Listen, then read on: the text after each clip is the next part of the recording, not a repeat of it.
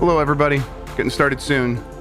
Let's just, we're gonna do the last few things. We'll check the music, tweet, and all that stuff. In fact, let's do this. There we go. All right.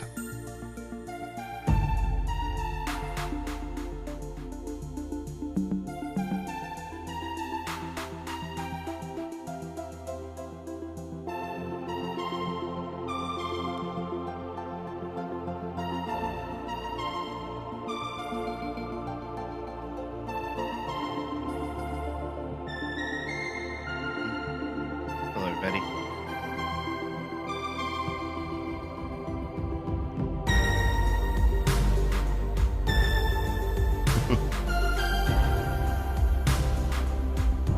Eyes on the way ahead.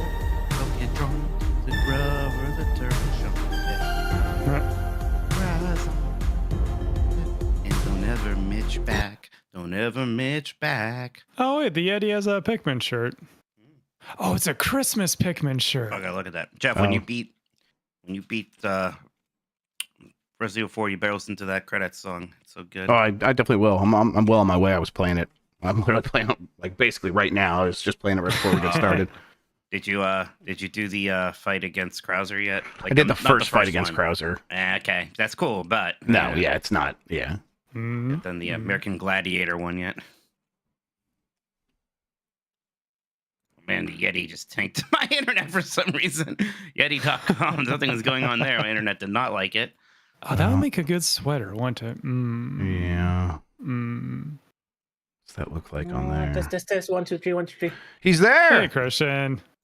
Yo, I'm kind of busy, so I'm gonna start recording now. Okay. What's he got? What's Something he doing? happens. What's he doing? Oh, okay. What's he so busy for? Something happened. An accident. But I'm fine. Electronic accident. Oh, Okay, Electronic so- Accident is my favorite website. Yes. I want to start recording now. Okay, bye. Bye. All right, check out and pay with Amazon Pay. I like Google Pay. I PayPal. That paying for baby. I do use that paying for pretty frequently. It's dangerous. Yes, it is. I'm like, wait, I got like 6 paying fours happening right now. What the fuck did I do? Same.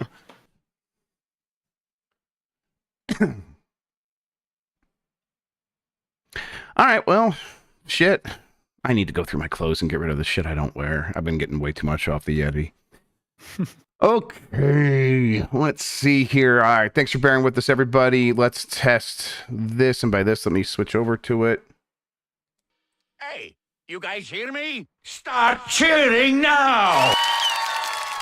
Okay, you guys probably don't hear that, so let me fix that. Hey, you guys hear me? Start You guys should hear cheering that. now! Yes. And it should sound plenty loud. Gamefire, I only wear the clothes that you have to see, of course. And then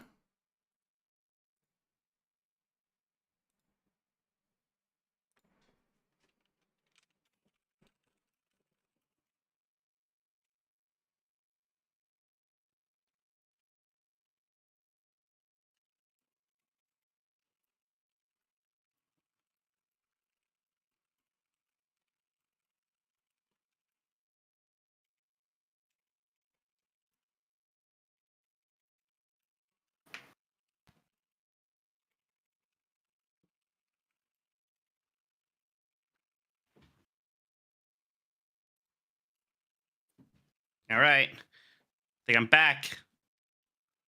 What'd you do? My internet died. Oh, is that why you You were didn't notice frozen I and was focused? gone? You know what? Sometimes before the show, you like zone in on something, and we were just letting you do your thing. yeah. No, yeah, my internet Yeah, died. you but- like stepped away when the camera like did its thing. So I just thought you were taking a piss or something. 1 second. Why? Like, clearly I hear you guys on Discord, but Discord is not loading. I might have to restart Discord. Okay, Cool. you got time.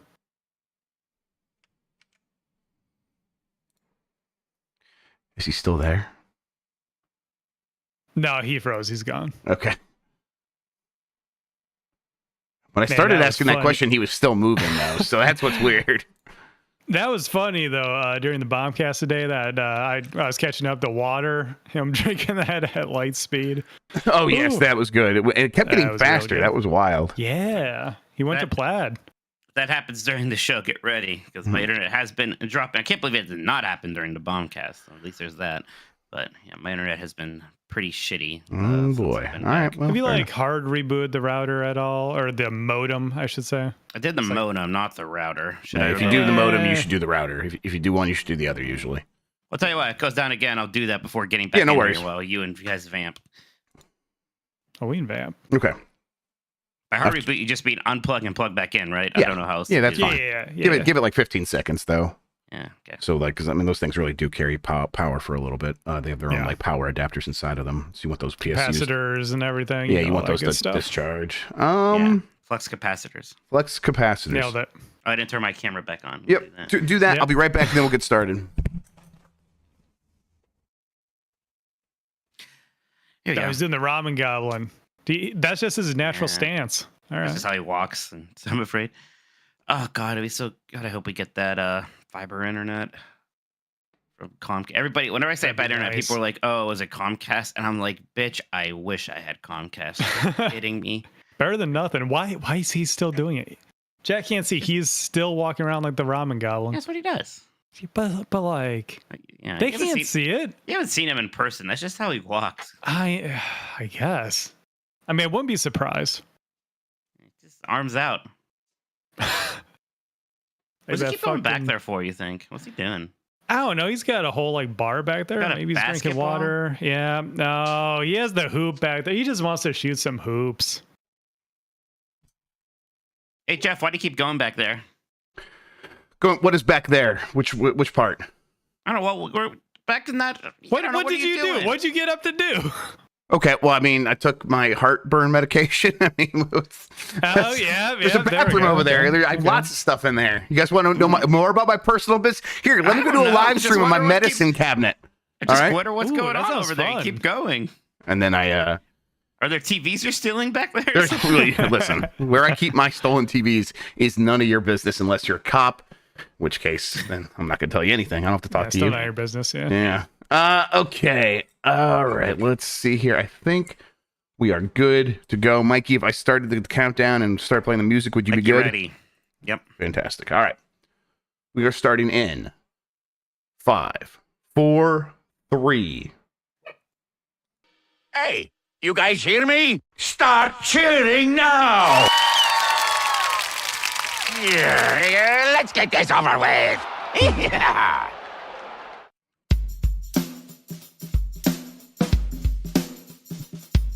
Uh-oh. Hello? Shit. wrong? My audio broke for a second. We're back. We're fine. Just go. Just go. One take. One take. I'm a Nintendog. What the hell are you doing to me?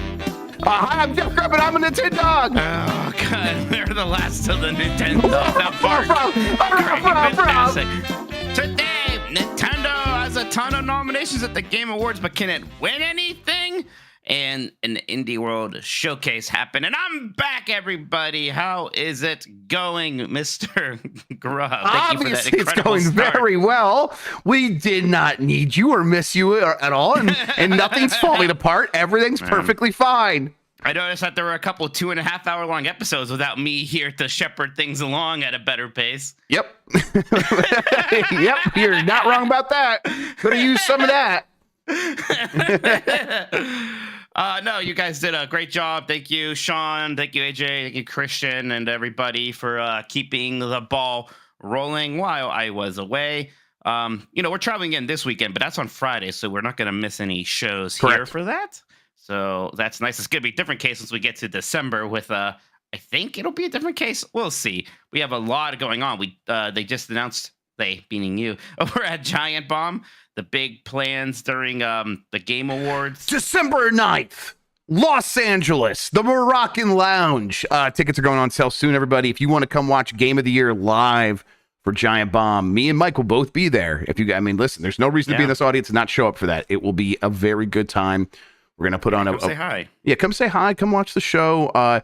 Tickets, I imagine, will probably sell out pretty quickly. So as soon as they go on sale, you probably should get them I if you're hope gonna. so. If you're gonna, yeah, but ideally, if you're gonna be in the Los Angeles area, especially if you're like going to the Game Awards and you were gonna hang around through the weekend, yeah, come see the show.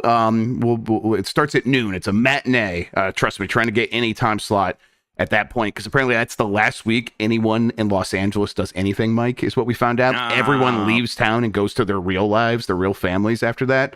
No one has a real life in LA, yeah. Right, exactly. You have to go like get out of LA to have a real life. So yeah, we got that matinee time slot. It's going to be a really good time. We on Thursday we'll probably have some more details about like the tickets.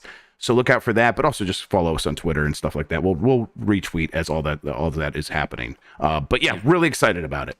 With Mike Minotti. I love I'm the with. I'm the with. He's the with. I was when we were in the meeting, I'm like, yes, we should definitely use the with, because that's always the thing you give to the big actor, the big star. Right.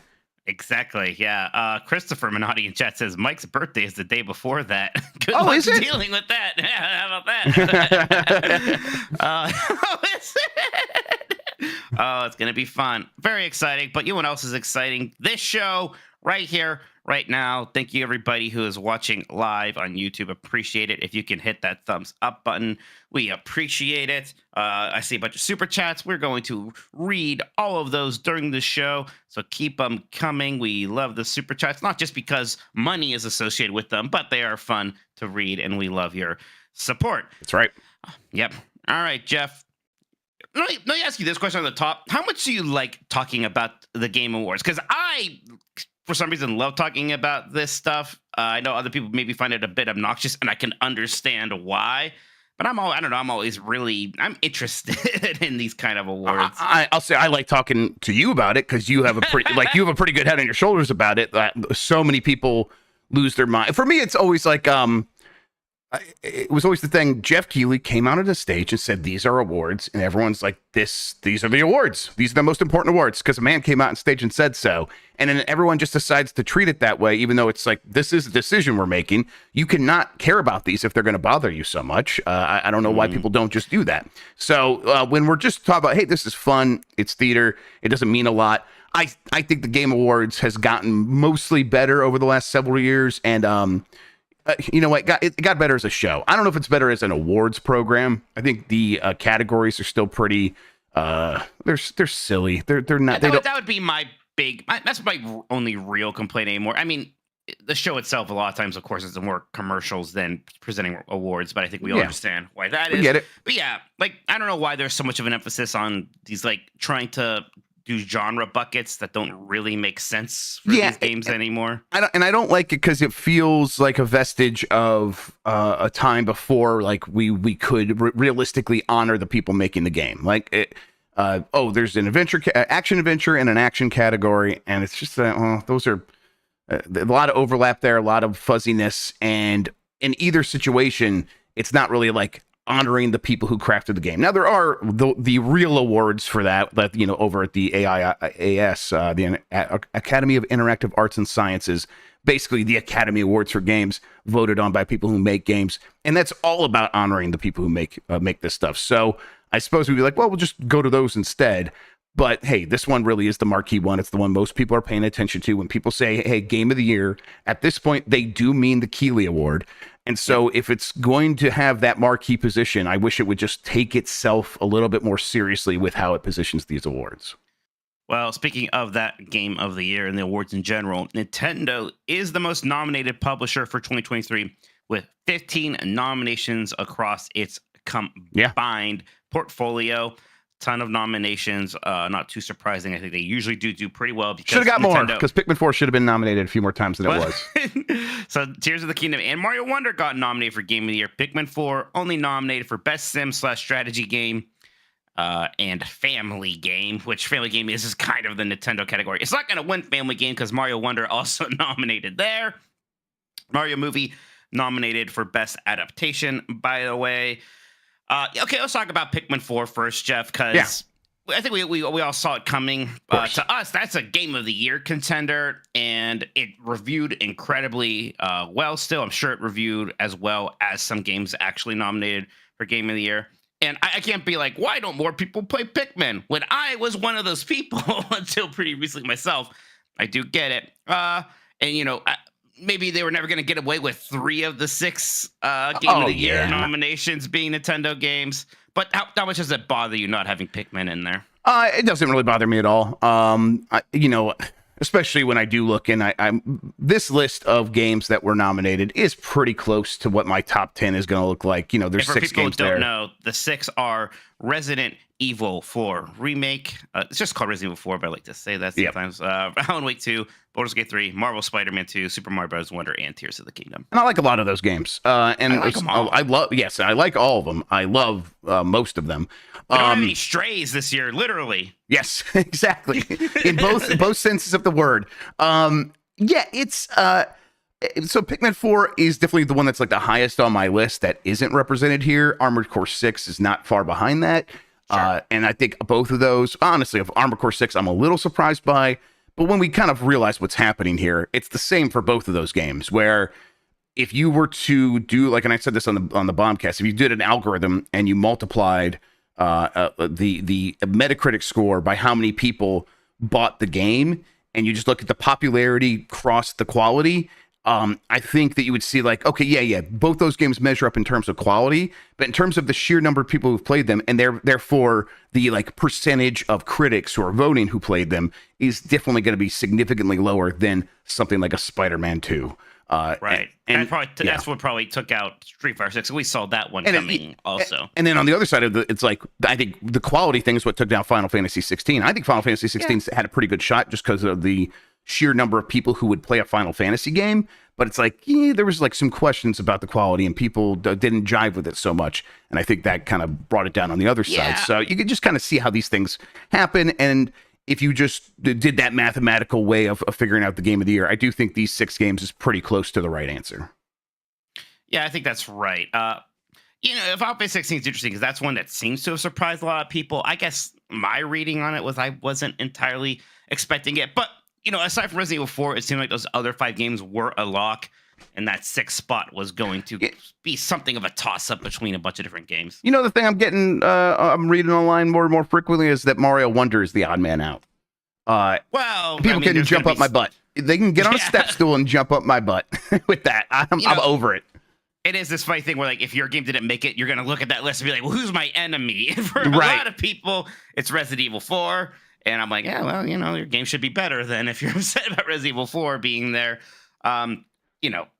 I don't want to say I get it because I think that's a silly thing to do, but I understand being upset your game isn't there, even though the only ones I think, and let's get back to that, think that have a real chance of winning here are Tears of the Kingdom, Alan Wake 2, Baldur's Gate 3. It's kind of wild that Tears of the Kingdom is not the favorite at this point, or do you think it is the favorite still? No, I don't think it's the favorite. I think Breath of the Wild winning gives a lot of people a chance to say, well, sure, Tears of the Kingdom could easily win, and in some sense, it might be my favorite game. But let's pick for people. Yeah, but like Baldur's Gate 3 is better in some of these ways, and let's put it And I think genuinely, a lot of people love Baldur's Gate 3 in a way they haven't loved a game, and I think in a couple of years. And Alan Wake 2 is doing the same thing in a different genre. So I think the most interesting win would probably be Alan Wake 2. At this point, because I just to have a game come from someone like Remedy, a team that's been working in this style for a long time and has finally seemingly really knocked it out of the park on all accounts. You could say that same exact thing about Larian, though, huh? That's true. Yeah, here. I think it's like with Larian, it's like they got recognized because Divinity Original Sin 2 is almost just as good in a lot of ways with this stuff. Yeah, but you say that about Control, but I think Control was almost there. And then it did win some Game of the Year awards. I think it won the Giant Bomb Game of the Year awards. So really? Yeah. So yeah. What do they know? Nothing. They fucking made goddamn what's that coloring game? Chicory. Yes, Chicory. They made Chicory Game of the Year. They don't know what they're talking about. So yeah, I don't know. Overall, I think that Zelda is still in the running. But I think it's actually pretty far from a favorite at this point. Does that bother you? Is it like, hey, this is the best game of the year, it should win? It is the best game of the year, it should win. It doesn't bother me. It's just, I get it with like a lot of these other games. I think Baldur's Gate 3 is, if it depends what you come to games for. If you want to be playing in a space where, you know, words and characters matter and matter more than anything else, then Baldur's Gate 3 clearly is going to be your game. But for me, actually seeing a chain work the way it should in the real world, working that way in a physics simulation in a video game, is going to blow my mind more than anything else in the world. And so the fact that Tears of the Kingdom has that sort of thing every 10 feet and it never breaks is a stunning feat. And then you got all these incredible moments in the story that it's so emotional. And then you're making all your own moments by making all these machines and solving all these problems in your own way. So yeah, Zelda Tears of the Kingdom, my game of the year. But if it doesn't win, that I'll be just fine, especially since all of those games deserve the nomination and many of them deserve this recognition. And I think kind of taking us into next year, like Breath of the Wild's already had its effect on the industry and will continue to have that. And Tears of the Kingdom is part of that story. But Baldur's Gate 3 and Alan Wake 2 have a chance to like reset what is possible from other AAA studios in the way that even Breath of the Wild can't, because people say, well, we're not Nintendo. There's no way we can do that. So I'm happy to be in this situation. Yeah, you know, these are 6 very good games. I've played all of them now. The only one I haven't beaten yet is Alan Wake 2, and I am working on that. There's nothing here that would upset me winning Game of the Year. I think it's even hard to say there are snubs, even though, yeah, there are a few games that would be nice to see on there. In general, I don't know if I see a whole lot of snubs. One that probably a bit, Octopath Traveler 2 not getting Best RPG. I'm not even the biggest Octopath Traveler guy, Jeff, but that's a game a lot of people liked. And it's like, that's like the one category you think it would get in, and it didn't. It clearly, that's unfair. It just got forgotten in a way that seems unfair. Right. That's exactly right. You know, some people are like, hey, Final Fantasy 16's on there. It's not, it's barely an RPG. Mm-hmm. And like, yeah, kind of. Same thing with like a Starfield, to be honest. Yeah, sure. So that I get. But yeah, I don't know. Anything else about the nominations that you found interesting? You think Mario the movie has a chance, or is that going to be the Last of Us? That's gonna be the Last of Us without question. It'll be the Last of Us. Although I think I voted for Mario. I can't remember. I'm not allowed to say what I voted for, right? Actually, never mind. So I would vote for Mario if it mattered, is what I would say. Yep. And then for the rest of I don't know. I think for a lot of those categories, it's just people are gonna be like, hey, narrative, Baldur's Gate 3, best actor, and it's gonna be a Baldur's Gate 3 person. It's like their game, they'll just check everything down the list, and that's completely fair. I want to play a game with you right now. Tell me if this got nominated for best action game or best action adventure game. Let's do it. Okay. Resident Evil 4. Well, it's best action game. It's actually best action adventure. I guess it should be action adventure because it has puzzles, right? God, some puzzles. Yeah, but man, when I play that game, like, man, this is like one of the best action games of the year. Okay, yes. Well, that's what I agree. I think it's like the best action game ever. So yeah, I know what you mean. Armored Core 6: Fires of Rubicon. That better be action. That is just action, correct? Okay. Yeah. Ghost Runner 2. Action. That is just action. Okay, yeah. That's correct. Star Wars Jedi Survivor. Boy, rough time for that game, huh? Yeah. Listen, whatever. It did fine. It was never. It was too broken. It was never going to be able to get these awards because people will remember that more than anything else. And I think people came around on it a little bit. We're like, I don't like it as much. But I'm like getting the urge to play it. I think that's got to be action adventure because it has puzzles. That is, in fact, an action adventure. And then Remnant 2. That's tough. I'm gonna go with action adventure. Just action. Okay, that's fair. That's fair for that one. You did all right. Alrighty then. Sean is like mad about this. He's like, is it more like Devil May Cry or is it more like Uncharted? Because there's nothing in between there, Sean, right? Yeah. That's the differentiator, Mike. It's not hard. Oh, look at his face. Yeah. You yell at him. Oh yeah. Shut up, Sean. It's like, listen, I think I mostly agree with what Sean's saying. That's not what we're doing. The point is, like, other people are voting in this too who don't necessarily have a good idea what the differentiation is. Also, we don't need a differentiator for the awards. Not really.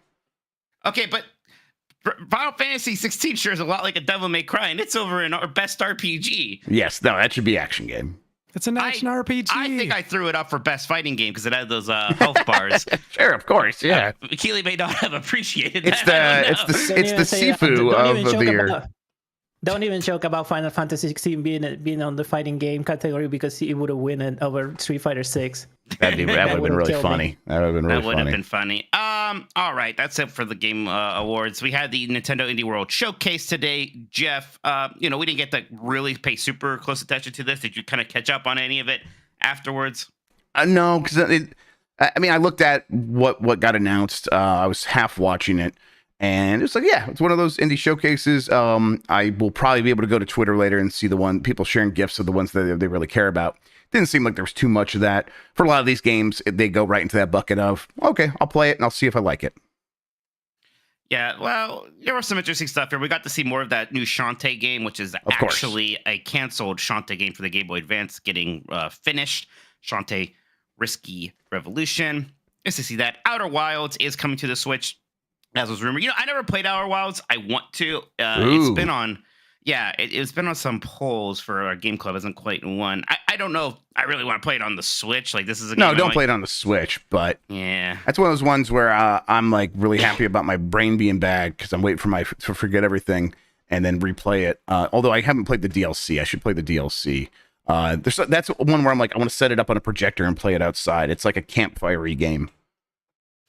Yeah, I can totally see that. Backpack Hero is a deck building roguelike game with kind of like the Resident Evil 4 inventory management stuff in it also. So that looks fun. Blade Chimera is just a 2D action pixel game that looks very pretty and interesting.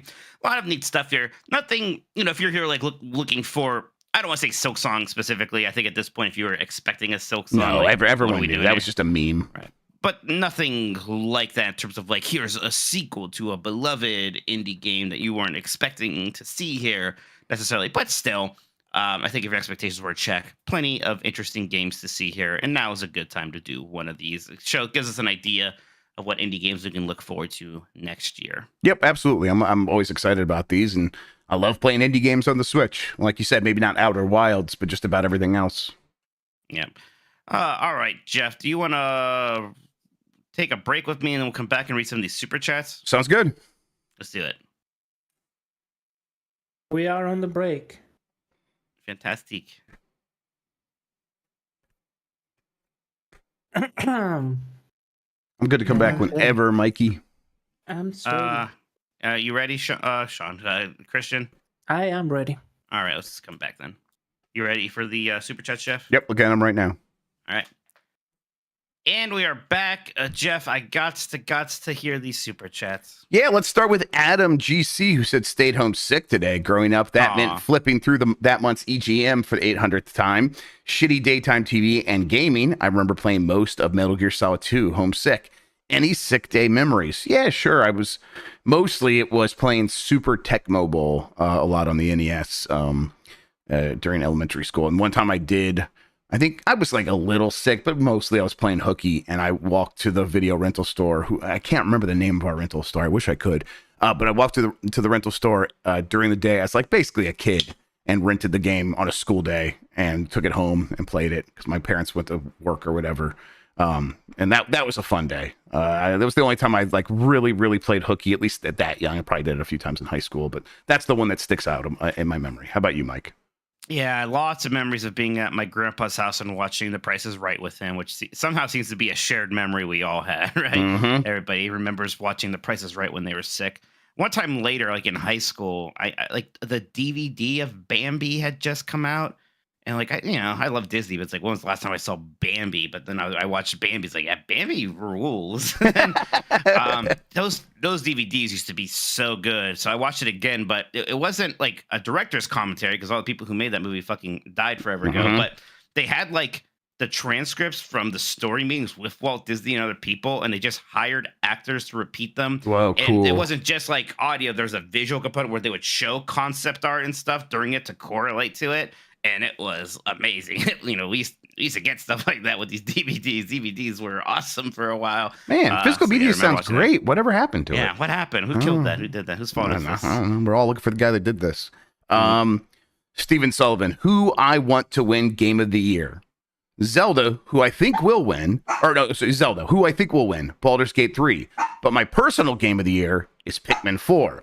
Should have been nominated for more. Yeah, I think Pikmin 4 is like number 2 or number 3 for me right now. It's up there. I think I like it even better than Super Mario Brothers Wonder, but Wonder's like right there for me. But Pikmin 4 is just such a refined experience at this point where it's like drilled down to a science of what a good loop video game feels like.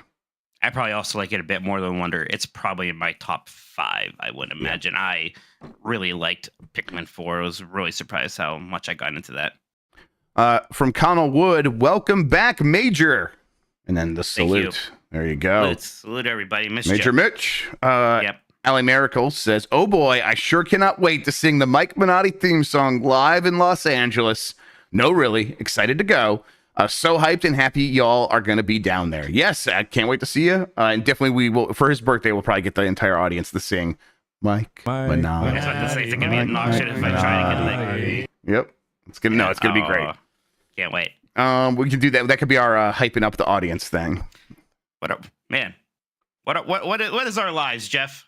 I don't know. I don't know how this happened. What the fuck? How did this happen? What is this, Jeff? What is this, Jeff? I don't know, Reggie. Jeff, I'm sorry I joked about making Final Fantasy 16 best fighting game. Keely, don't get mad. It's a joke. From Mikey O'Leary, for the third time in as many events, someone has crashed a Jeff Keighley stage show in a bizarre stunt. That man, you guessed it, Frank Stallone. Thank you so much for that, Mikey. That's very good. They gotta be ready for that this time. Oh, God, I would assume so. That's kind of scary. Twice, it's like, what's going on here? That's the third time. Now it's just your fault. Yes, exactly. From Chrono Rig, hey, dogs, is Mike an alpha male now that he has all of those medals and can't wait for Mario RPG this week? Yeah, now? Exactly. How do you think he won those medals? Right. Everybody just gotta let me be. I did have fun doing the trivia because I'd win, but also I like trivia. Yeah, it was fun. We were talking about you on Jeopardy or whatever with a Ash guy, and he was just like, "Mike does like to know things," is how he put it. He said that. I laughed when he said that. Mike will definitely agree with that.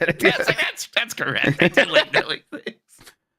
From EP Idiot Box, can we take a moment to appreciate the symmetry of Switch's debut and farewell years, both having a Zelda and Mario game nominated for Game of the Year? Yeah, definitely. Yep, it is nuts that the Switch had this year in it, right? Like it should. The Switch should not have been this good in 2023. And yeah, we still have Mario RPG in days. A lot of people seem to be playing that right now. I'm jealous, but I cannot wait to be playing through Mario RPG. Are you kidding me? Of course, we're going to be traveling that day, but we'll maybe get some time in on the airport with that. We'll see. Can't wait. I'm gonna just throw this out into the ether, and if the emulation ghost wants to answer, how does Super Mario RPG run on PC emulators, or is everyone just playing it on their hacked Switch? Okay, all right. Well, that's a different ghost answering. All right, let's see here. L. Grug. Mike Minotti is the special guest this week. Who you got planned for next week, Jeff? With Mike Minotti. With Mike Minotti. I don't know. We'll look and see. Mike's very busy, so we'll see what we can come up with. We're going to have Albert Einstein on here next week. What? I've just been informed Albert Einstein's been dead for 60 years. Tell you what, we'll try to get him anyway. I didn't even know he was sick. All right, from Sriracha.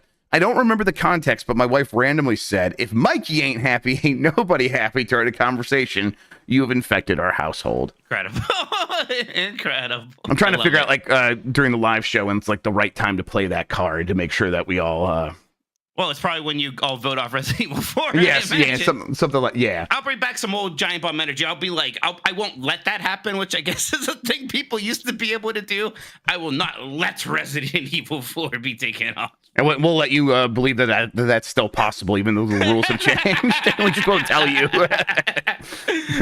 JD Remember that year on Games Beat where I somehow got Ori and Will the Wisp Game of the Year by default. I gave an impassioned speech. Yes, you did. To everybody. It was kind of like one of my top 5 moments, I think. Like when Dude, I die. you literally cried. I remember that. Yeah, it's like I started screaming, "Mikey needs a win! Mikey needs a That's win!" right. Yeah, what?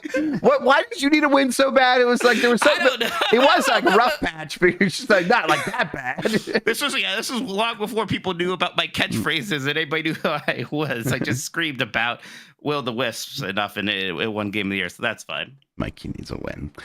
All right, well, let's make sure I didn't miss any. I don't think I did. JD Camp, who's Jeff Keighley? Do you mean Sneaker Man? Okay, yeah, that's right.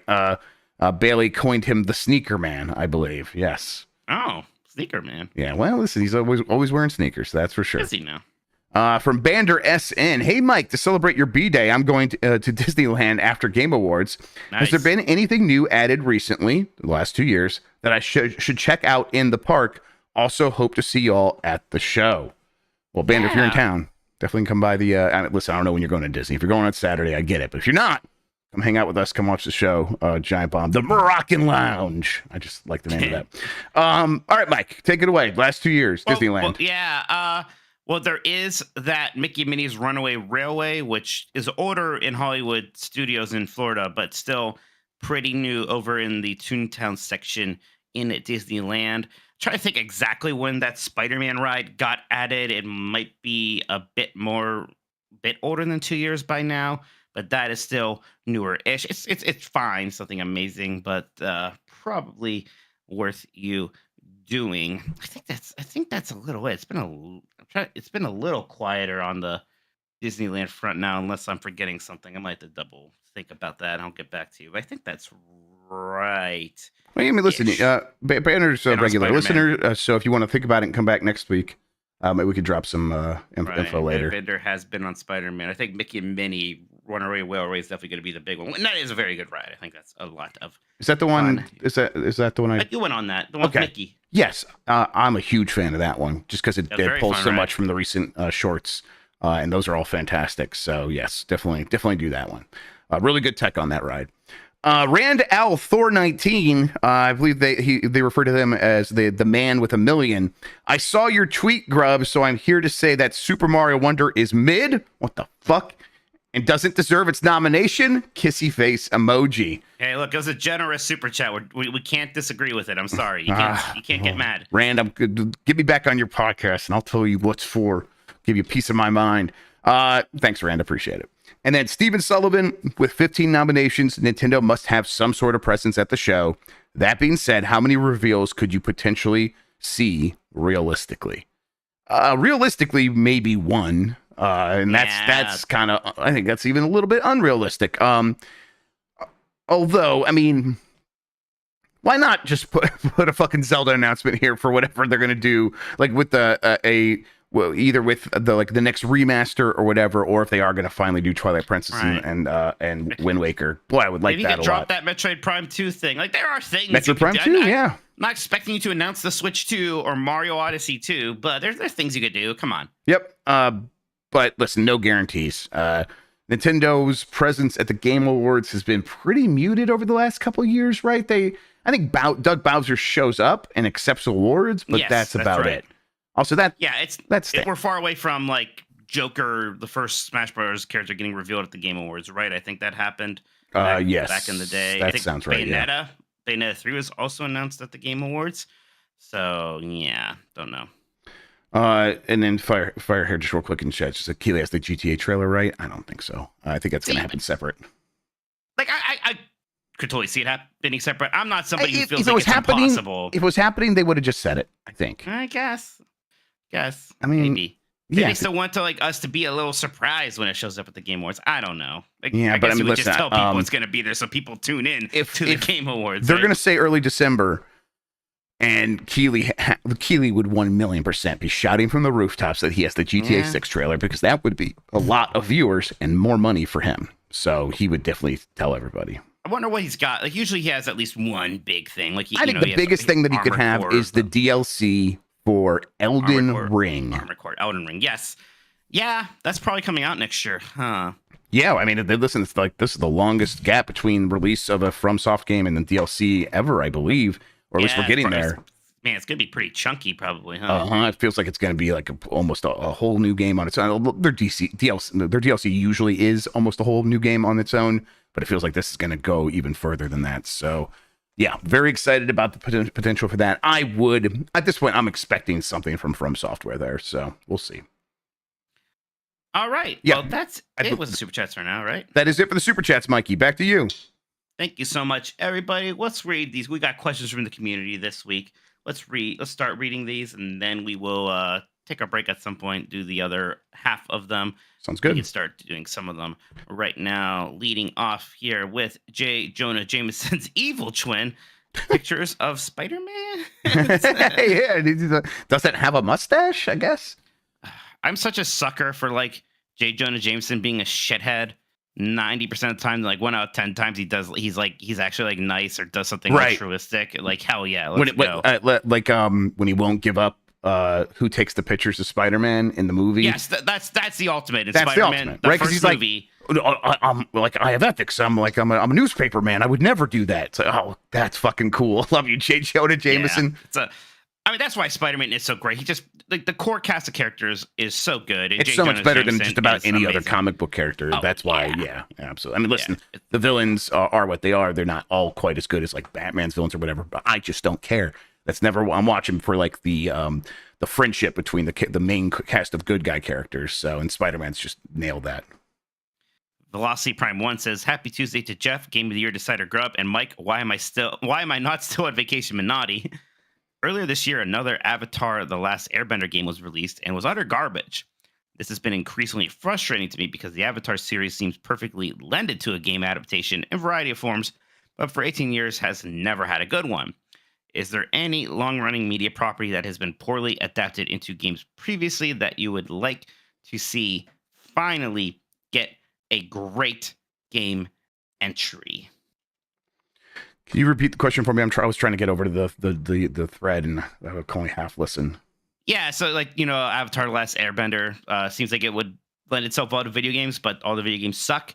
If you have another media property that's like that you feel like it should lend itself to games really well, and for some reason it just never actually works. I mean, there's a handful of big ones. I think Terminator's probably had some okay games here and there, but right, but nothing that like could the live up arcade to, game, right? Nothing that could live up to its true potential. And the Future War was always such a cool setting. They could definitely do something cool there.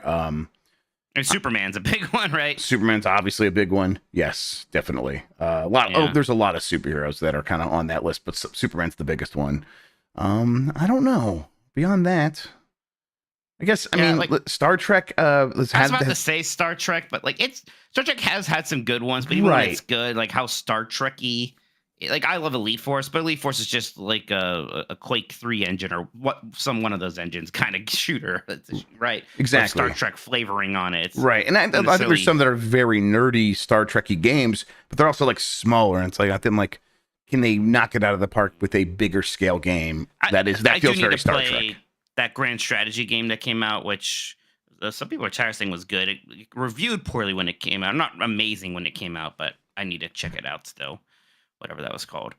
But I think Avatar: Last Airbender is a pretty good example of that. Like, why isn't that being made into a better game? Definitely. I have no idea. Right. Adventure Time got its that good DS game that was basically just Zelda 2. Remember that? Yeah. Hey, Ice King, why are you stealing our garbage or whatever it is? Yeah, something like that. So that's funny. There's even been some decent Steven Universe games. They basically just made Mario RPG likes of those. Really? They're cool. Yeah, they're not bad. Spoon Heaven 64 says, "Hey, Alf mails, Alf mails. God, we gotta get the Alf. That's so good. I forgot about that. I have a question for Jeff, but Mike can chime in too. Oh, I will. Jeff, you said that in 2023 they will come for Zelda. Do you believe that in 2024 they will come for Peach? I know I will. Oh, they are going to come for Zelda. Thank you, Past Jeff. Oh no, we're coming. That game, that game's coming out. I do wonder, like, is that game going to come out? We're going to all be like, well, that was nice, or is it going to be like, probably. Oh, this is like real cool. Yeah, it'll probably be like, hey, that was nice, and like maybe like a little bit more positive than your tone, but yeah, mostly you're right. Hosp says, hey, yo, dogs, with only one more year left of the Switch, that gives us most of 2024 to go back and wrap up any major games we missed. For me, 3 Houses and Bayonetta 3. Probably try Persona 5 in January. What about you guys? Google. I'm trying to. Yeah, I don't. Metacritic best Switch games. Yeah, Let's I've see. been pretty good keeping up with the Switch through these years. Maybe I should try to play some more Octopath Traveler 2 at some point, but I don't know how strongly I feel about that at this point. Yeah. Gosh, I still feel bad that I've never played Captain Toad on Wii U or Switch, but I don't feel that bad about it. Like, I'll live. Yeah, I've only played a bit of Captain Toad, and that's one I would like to play, but I'm mostly with Mike, where it's like I've made it this long without playing it, I'll probably be just fine. There's not much. Like, it's, we do a Nintendo podcast when there are these bigger games. I suppose I would like to go back and play more of Arceus. I'd like to, because I really enjoy what I played on that marathon stream, and then I haven't been able to get back into it, mostly because it's hard to justify spending that much time on something. But yeah, you know what I didn't even touch, and it's kind of weird, is Pokemon Snap 2 or whatever it's called. Yeah, new Pokemon Snap. I should play that. That's maybe a fun one I could do on a stream or something. Yeah, breezy. That's one, like, I know Nintendo games usually never go on sale. It's the one I would like to get on a sale or something, Right. I wonder if that will get down to like 40 on Black Friday or something like that, maybe. Yeah, but most of these Nintendo exclusive, the Switch exclusive games in the top 100 on Metacritic, I think I've played all of them. So it's kind of tough. Big Tony says, my dogs, any tips on starting a podcast? Thanks.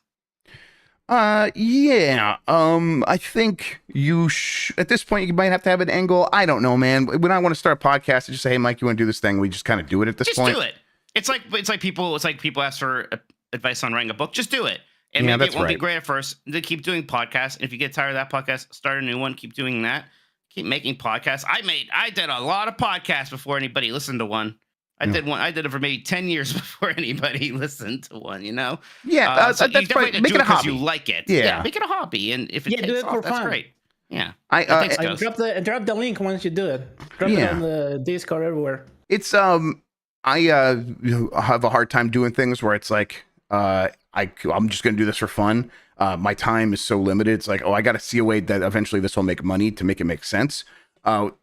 And I don't recommend living that way. So if you could do it just for fun, I think that would be much better off. But I get if you kind of can't get in that scenario.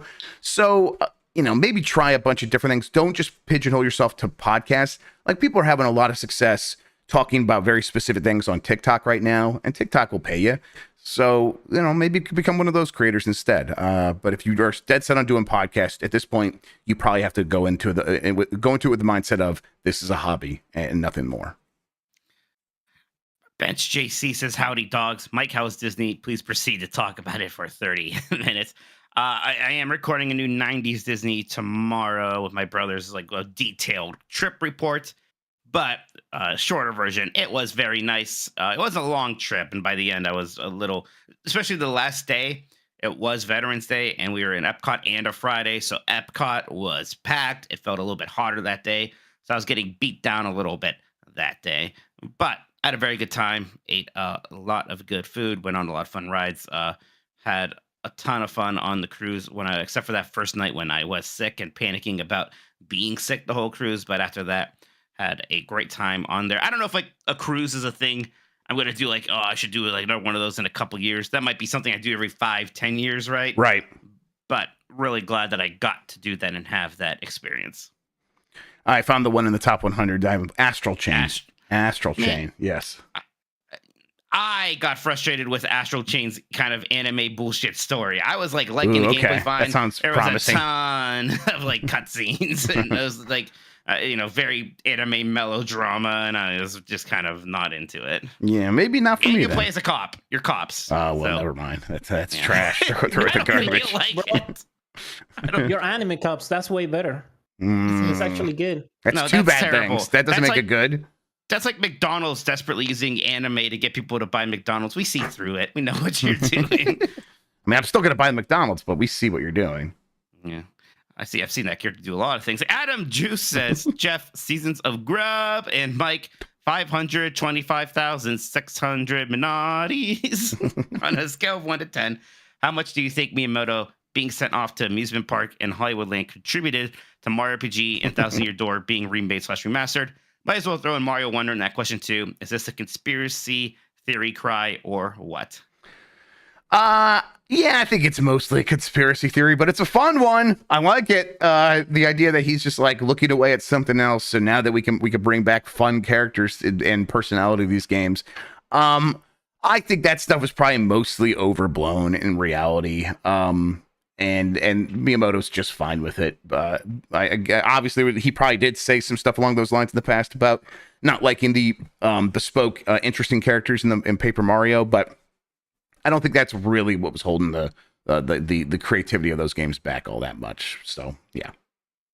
Phil Max says, "What are your thoughts on the best independent game discourse?" I don't really care. I get it. If you made an indie game and you did get nominated and you want to be mad about Dave the Diver, I get it. But also, if you made Dave the Diver, like where else were you going to get nominated? And people really like that game. So yeah. People really like that game. Like it's like, hey, like I get it when people say, I know that's not really an indie game, but like it's it sounds stupid to say indie game is more of a feeling, but I kind of understand what they mean. Do you see what Tim Geddes is like? We should separate indie and independent. Like there are independent games, and that's the strict meaning, and indie game can be the vibe. Yeah, you might need better terminology for that. It's going to be hard because if you still have anything called independent game, we're kind of just stuck with it in a good sense of it. So I don't know what the solution necessarily would be. Explain the Dave the Diver thing because I haven't seen it, and so Nexon made Dave the Diver a very big company, an internal team at Nexon too. It's not like we published it, but it was really a little team. It's like, no, this is a studio inside of Nexon. It's Nexon's Dave the Diver. Right. So, okay, well, your game looks like an that's indie weird game. then. It plays like an indie game, but yeah. It's video games. They can be fun and silly. I mean, obviously gonna blow smoke up our own ass, but I think like the Giant Bomb Game of the Year categories, they're weird for a reason because video games are weird. And so we adapt them each year to meet the needs of what we need to talk about.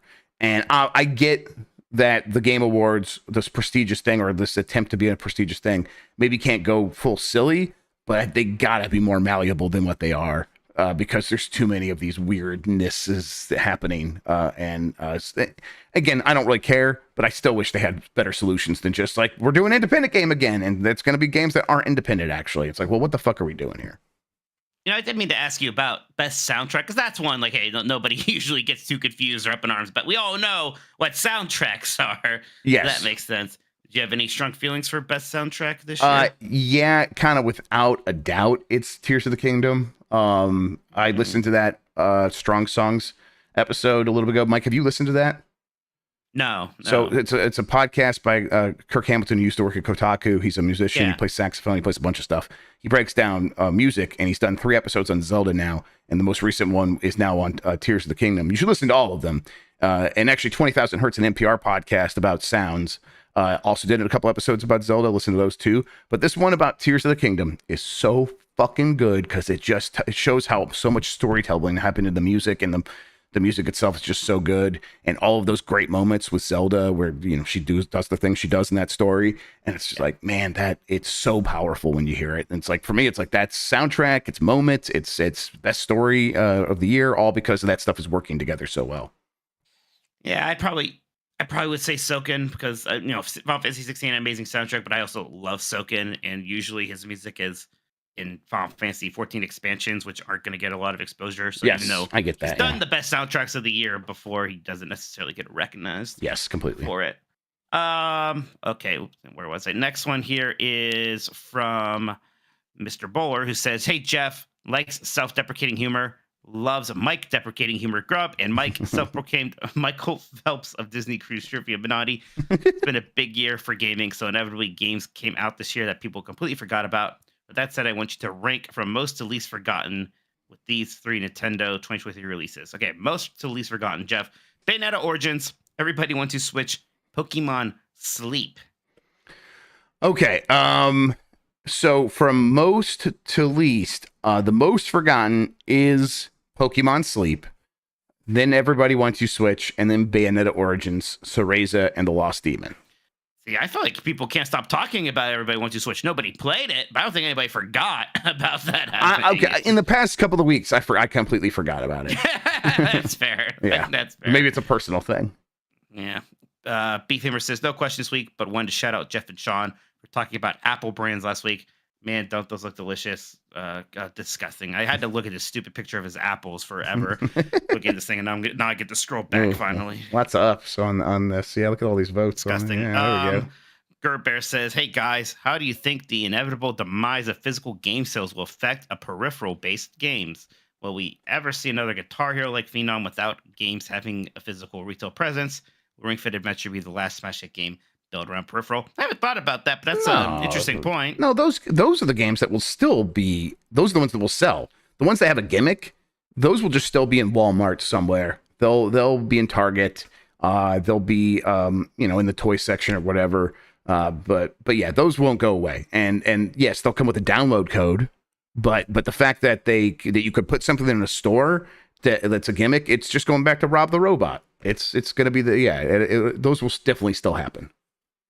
Colin says, what games would be better if you eliminated combat inspired by Alan Wake 2?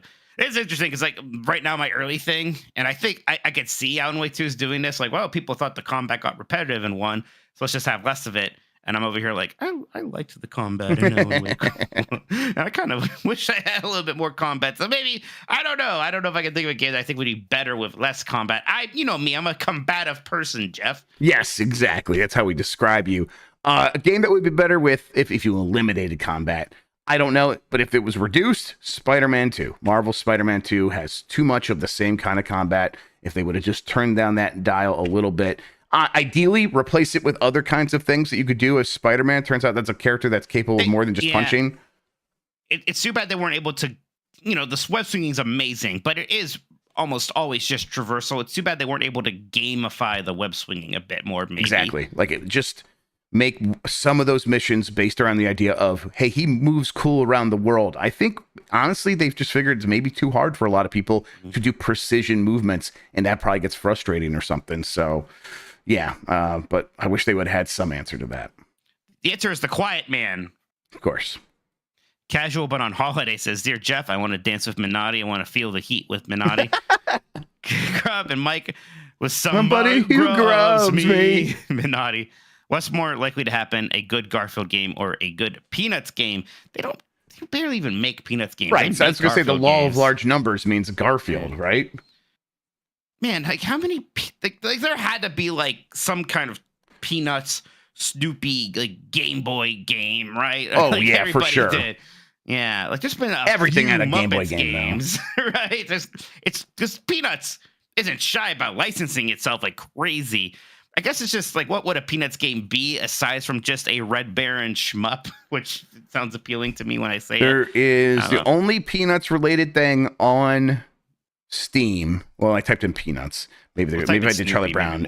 It's just Pinball FX Peanuts Snoopy Pinball for $5.50. Yeah. So a Snoopy Pinball themed pinball machine, which looks really cute, actually.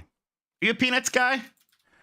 Yeah, I mean a little bit. I don't have the need to watch it every year, but I would. But my wife went to Catholic school for a while, and they showed Charlie Brown for every possible holiday nonstop, and so she hates it. And so it's basically not in my house. And so if I want to watch it, I gotta like do it on the sly. Really? And I don't like it enough to watch Charlie Brown on the sly. I'll say that much. Okay. I was a big Peanuts guy. It probably isn't shocking. I like the Christmas special music a lot. There was a very late PlayStation 2 game called Snoopy versus the Red Baron. Most of them are Snoopy games. Oh, there was a Game & Watch Snoopy that came out like in the olden times. That's interesting. I want to get that. There was a game based off of that Peanuts movie that came out in 2015, Snoopy's Grand Adventure. That's on like Wii U. So look at that. You have a Nintendo Snoopy game, also 3DS.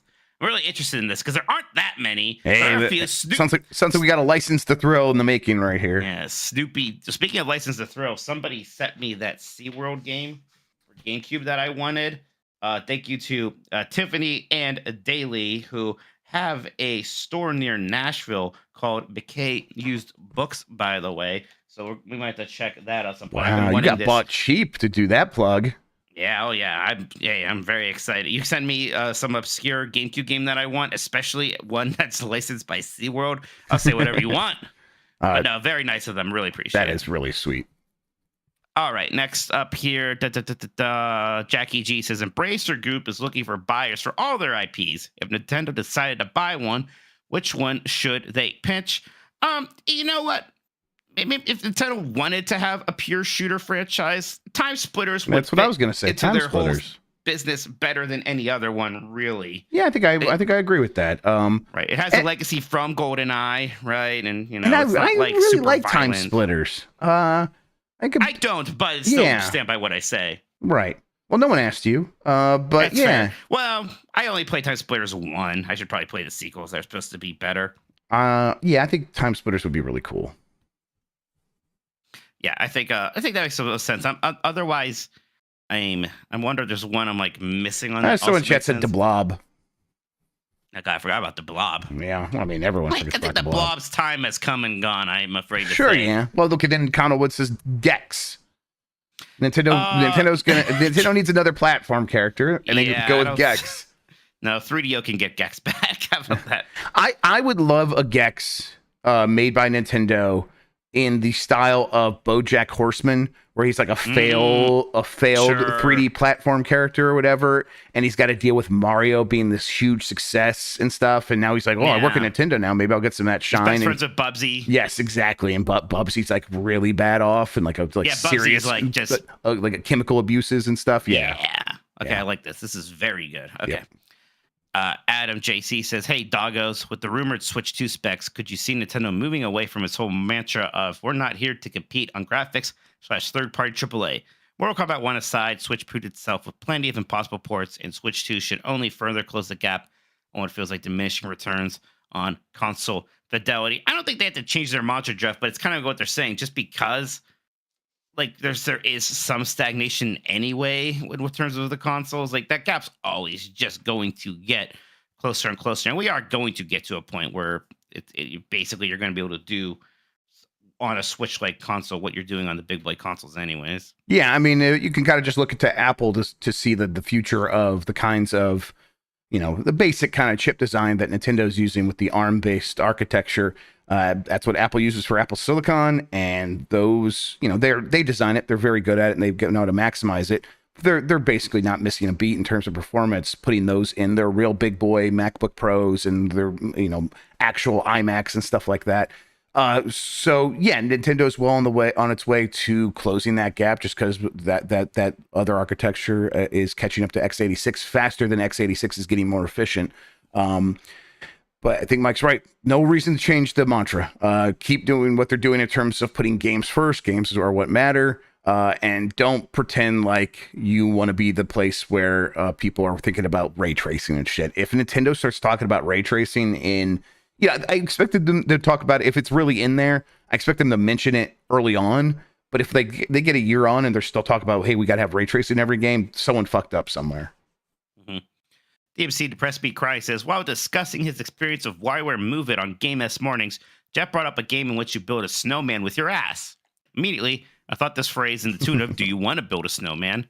I would like the two of you to duet the following in your best Wario impression. All right, do you want the first line or second line, Jeff? I think I should have the second line because they'll hear the delay if we do it the other way. So I can just pick it up from you as soon as you're done.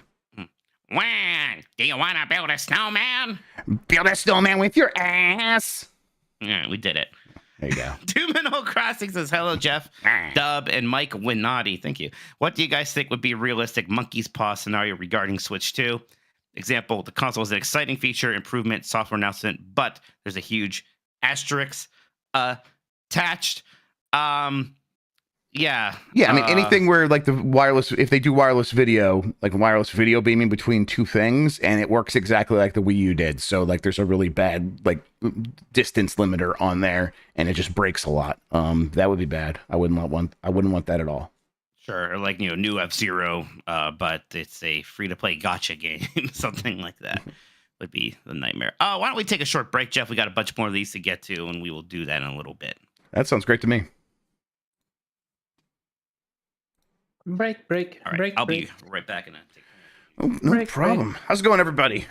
Just having a good night. Oh, see a We're doing. bunch of you tuning in. Love to see everybody. Hope everyone's excited to have Mikey back.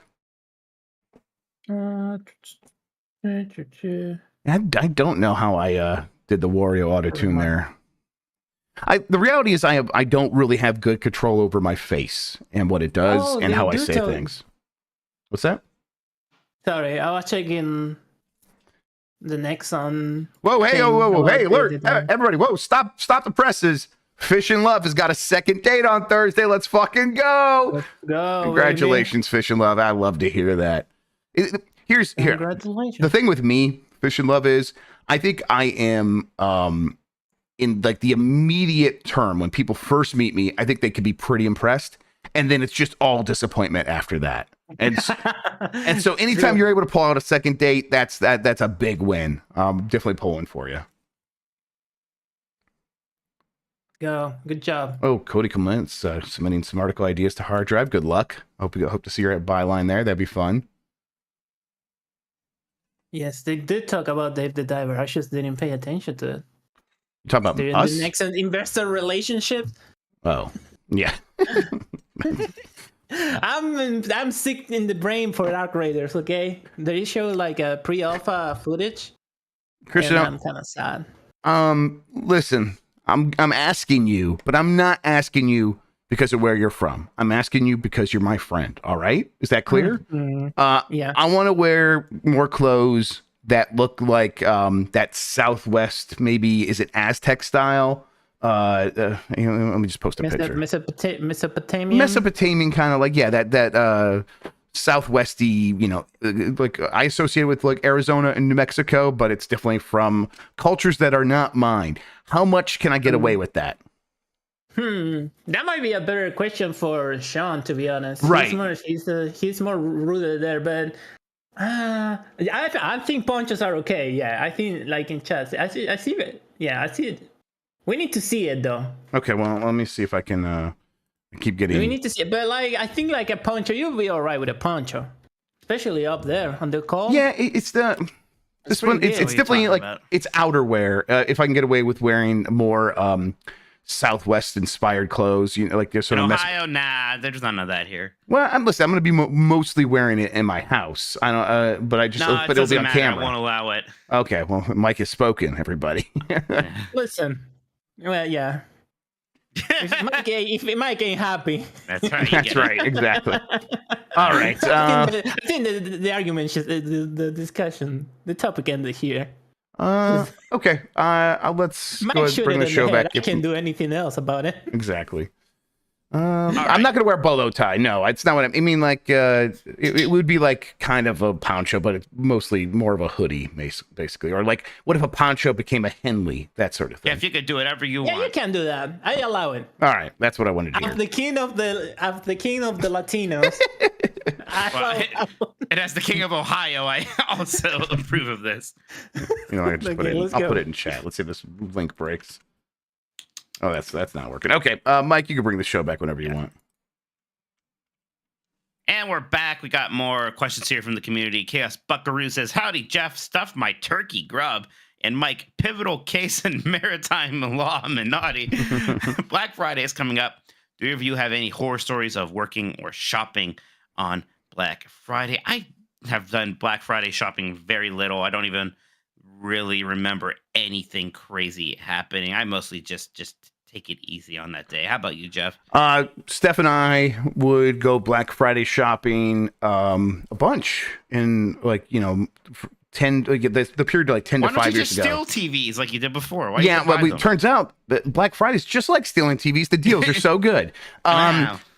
And it wasn't just not bad. It was mostly pleasant and a pretty good time. And we have some fond memories. Now, a big part of that is we had a really good strategy of let's go to the Target on Ohio State campus for Black Friday when every kid in this entire city has left to go home. And so there's actually kind of no one around here. So we had, it was still a little bit busy. But it was like, no, everyone just waited in line, was polite. You got your ticket for the big ticket item that you were there for. And the person would just come out, hand it to you. You would pay and leave. And it was like, no one got trampled. It was not even anything close to that. Now, obviously, some places that's a little bit worse. But then In terms of bad experiences, I worked at FedEx, kind of from the Black Friday period into Christmas when shipping would really pick up, and I had to like sleep at the place to like be able to actually get from one shift to the next because we were working so frequently and working so much overtime. Yeah, it was just I basically lived there for a month one year. Wow. Okay, Yeah. that sounds terrible. Yep. It was at the time. It was like, I could do this. I'm a 22-year-old. It doesn't bother me at all. But it's like, yeah, man, I could not have done that now. And if I still worked at FedEx, I would probably still be doing that now. Jack Bink says, "Hola, amigos. What comes first? The godforsaken Wind Waker Twilight Princess ports, or the cast announcement for the movie? Now that the strike is over. God, I hope the ports come before that because we're probably still a couple years away from a cast announcement, right? Yeah, I think so. Yeah, probably. That's gonna be weird. That's gonna be where we actually just have like this person's playing Link, especially if it is a celebrity casting again. Like So- it's just gonna be some dude as Link. They just announce, what did they announce when they announced the movie? They just announced, hey, we're making it, or they say like They we announced it started in the producer, pre-production? and they're working with Sony. Yeah, they're the movies director. Live action. Movies move way faster than anything Oh, great. else. So maybe In next like year we're gonna have in a like, year, I casting. think we could have a cast. Yeah, gross. Yeah. Dr. Lich says, hello, Diamond Dogs. While everyone has been speculating about what physical changes / gimmick the next Switch might have, let's talk more generally about the user experience. What do you think might be the biggest positive change we see with the next generation Switch? An achievement or trophy system, an online system that actually works the way we expect in 2024, cool innovation and backwards compatibility. Any speculation? Do you think we finally get an achievement / trophy system? There's that ship sailed. No, I think if Nintendo was ever going to do that, they would have done it. Yeah, I think they don't have to do one, but I wish they would come up with like something else, something more Nintendo-y to take that like space. Yeah. It probably would fizzle out and wouldn't be as good, and they probably should just end up doing that stuff. But just trophies and or achievements. But I wouldn't mind them having like game by game leaderboards, and they just come up with a way. Every game has to figure out a way to use these leaderboards or something like that. I would appreciate that even more actually than achievements. Hey, Mike, sorry, if you were continuing. What's up? Or you go ahead. Before you get too far down the list, I think you skipped Dr. Ryan's between Hosp and Big Tony. Okay, I'll make sure I'll get to that. Thank you very much. Thank you. I was just saying, I hope we get Switch or themes. I hope we get themes back. That'd be great. Oh yeah, and music in the eShop. Did miss this. Thank you very much, Sean. Dr. Ryan said, "What up to the homies, Grubb and Mike? I feel like this is the first year in the history of the Game Awards where any of the Game of the Year nominees could win, and I'd be happy. So my question is, has 2023 officially earned a spot on the list as one of the best years in gaming? I would say yes. And if so, we're in like a top 5 best years of gaming. Would you put it? I mean, it's definitely, yeah, we're basically there. Like, what else do we have coming out? Avatar, Mario RPG. And even if like both of those were somehow terrible, which I'm doubting, it would still be one of the best years ever. Like 1998 just seems so impactful to me that I have a hard time maybe dethroning that yet. It's got to at least be number 2 though. 2023 is just nuts. Yeah, I mean 2023. I think we'll need some time to fully know how much how like where it stands.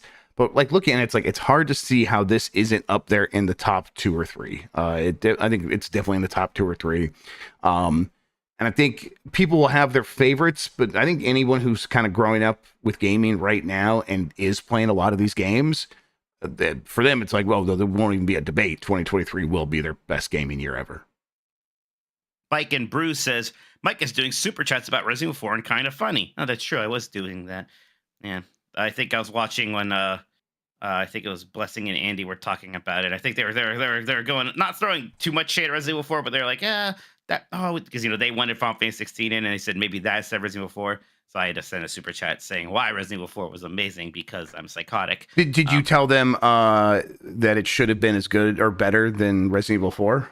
No, I was nicer to them. I mean, I kind of wanted to, but no, I was nice about it. I was told that to Blessing to his face because he's going to be a guest at the game at our Giant Bomb stuff, right? That's so right. There you go. Anyway, one of my favorite soundtracks this year is Sea of Stars, and they got no love from the Game Awards. Am I off base thinking it should have gotten some love in that category? It's hard. It's hard, Bike and Bruise. It definitely could have. Hey, that game is going to get some love, though. I think it's probably favorite for best indie game. Uh, in some ways, even though it has no chance winning best RPG against a Baldur's Gate 3, which is too bad, but it being there is good for it. That should give it a little bit more eyes. I bet CSARS wins an award. Yeah, I think that would be great. It's tough. Soundtrack is one where it really is going to come down to a popularity contest, because you just got to have enough people playing those games, and so many of those games have such good music, because video game music's been great for years and years and years. So you kind of can't bring your bullshit. You got to bring good stuff. So if you're a big game and you have good music, you're going to get nominated, and that's what we see from the nominees. Laser Wolf says, hello, Jeff. Mass Effect 5 is 2029 Grubb. And Mike, hopefully not Sicky from Mickey. Naughty. Nope.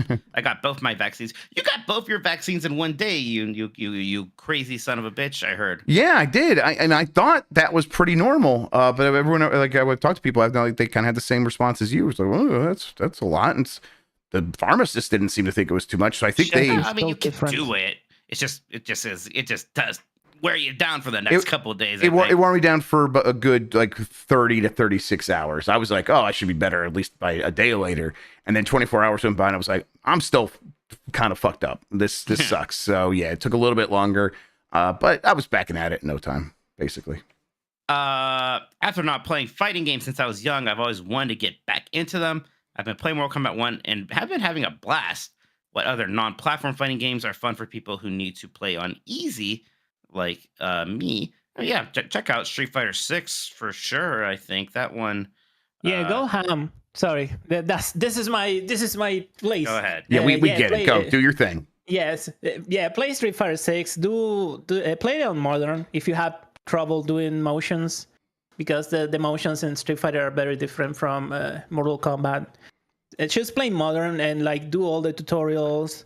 Is modern why campaign. Street Fighter 6 got nominated for accessibility at the Game Awards? No. Well, yes, in part. No, it goes so much further. That's what I'm asking, because it goes so much deeper than that. Jeff, at Evo, a blind dude was able to play because of the sound accessibility. Okay, You can turn on this thing where everything makes a little tone or a little click or something very distinct, and from that, even someone who has no eyesight and doesn't have experience doing this stuff, maybe does. I don't know how much. Well, I gotta change my vote on something real quick. Just hang on a sec. I gotta change my vote. It's incredible.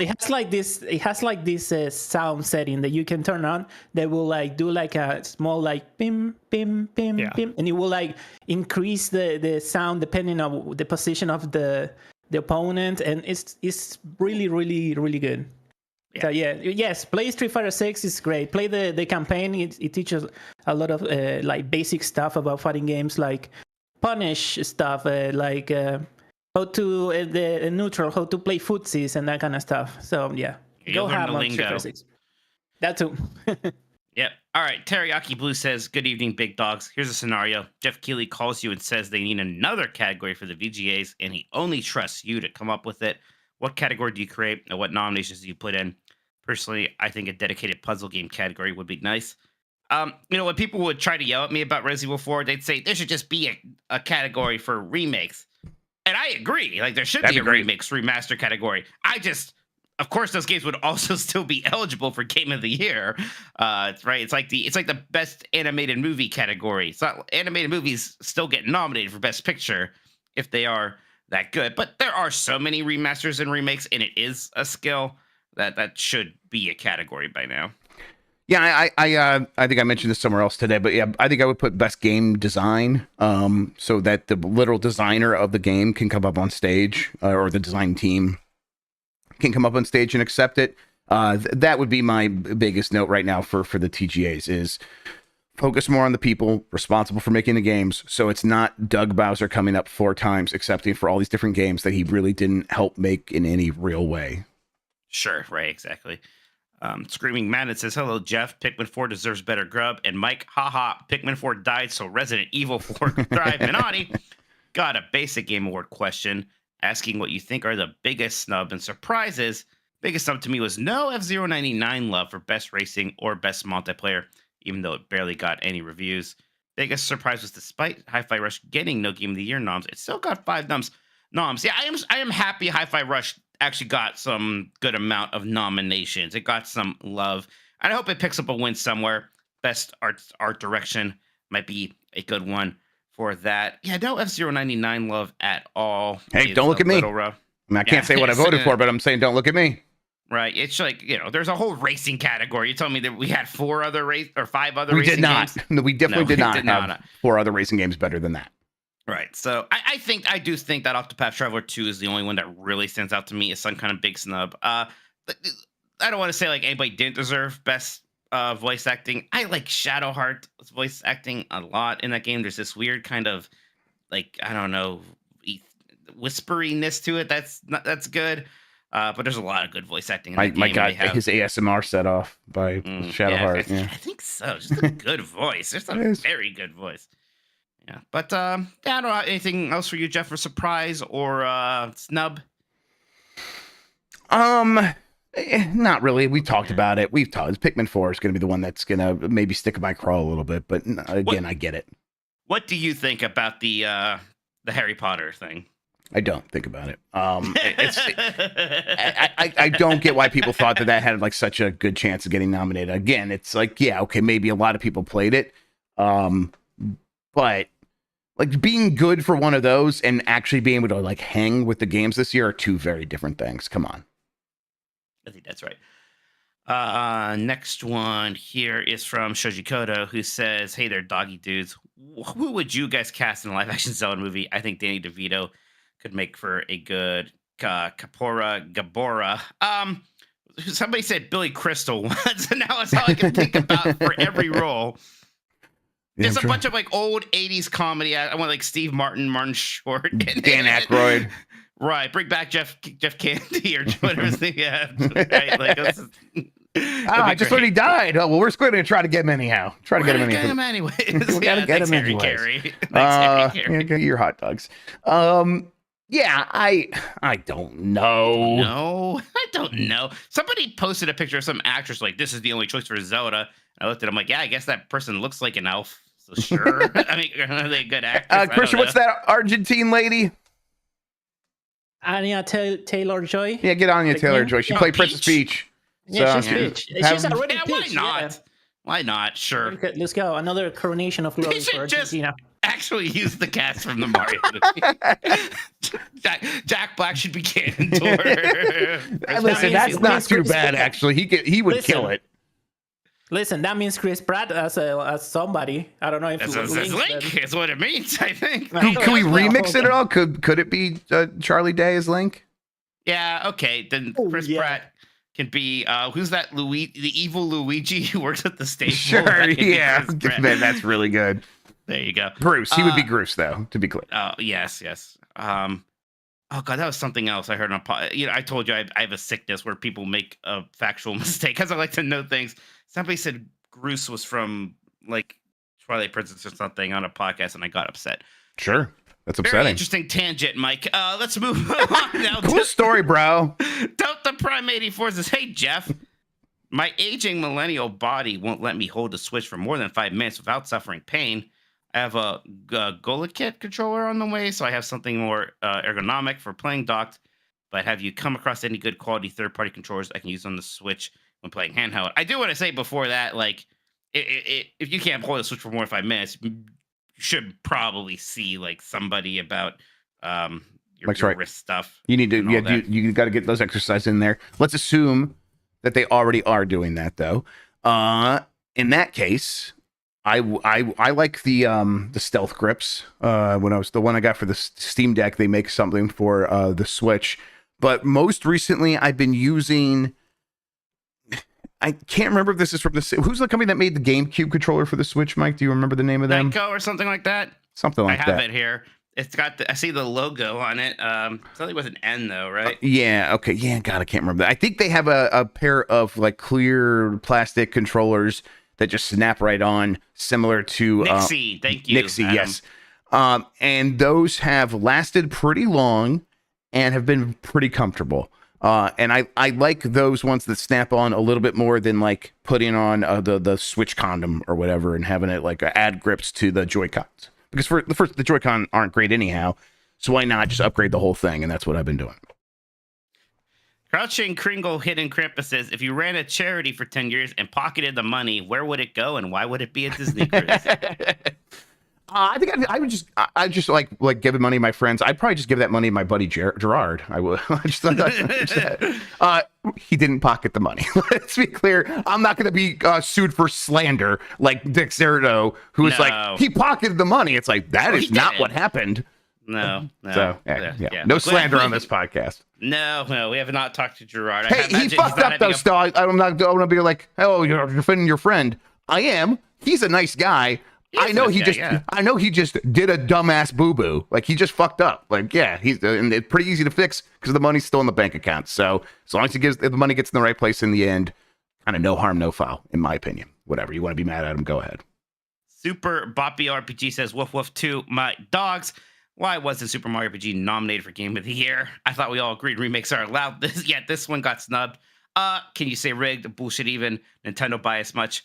It's funny, but Jeff, like, does it bother you that Metroid Prime Remastered got 0 love in anything?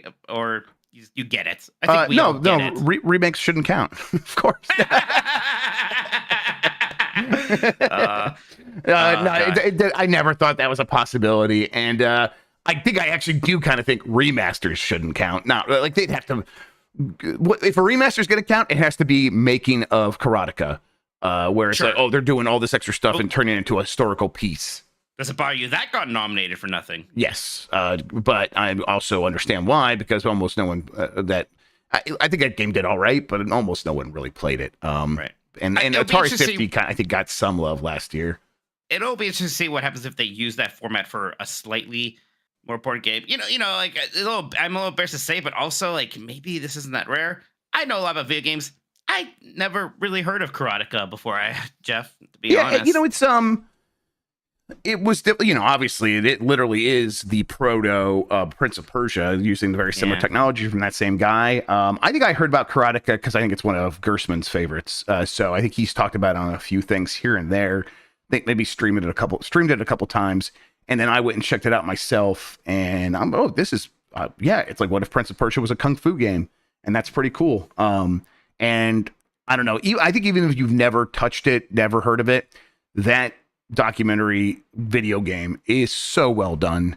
And the story of this kid, Jordan Mechner, putting that game together, and his dad, like, who's like this really respected doctor for like the psychiatrist, and he's doing like the rotoscoping motion capture for his son so that he can like have all these kung fu motions, and this dad's just doing it because he just believes in his kid so much. It's such a sweet story. And then to see the product come to life, and then having Mike Micah do all these awesome ports of the game, these like modern ports, so like, oh, we got it running on this and that, and we're emulating it for you. It's just such a labor of love that I just want this for every game.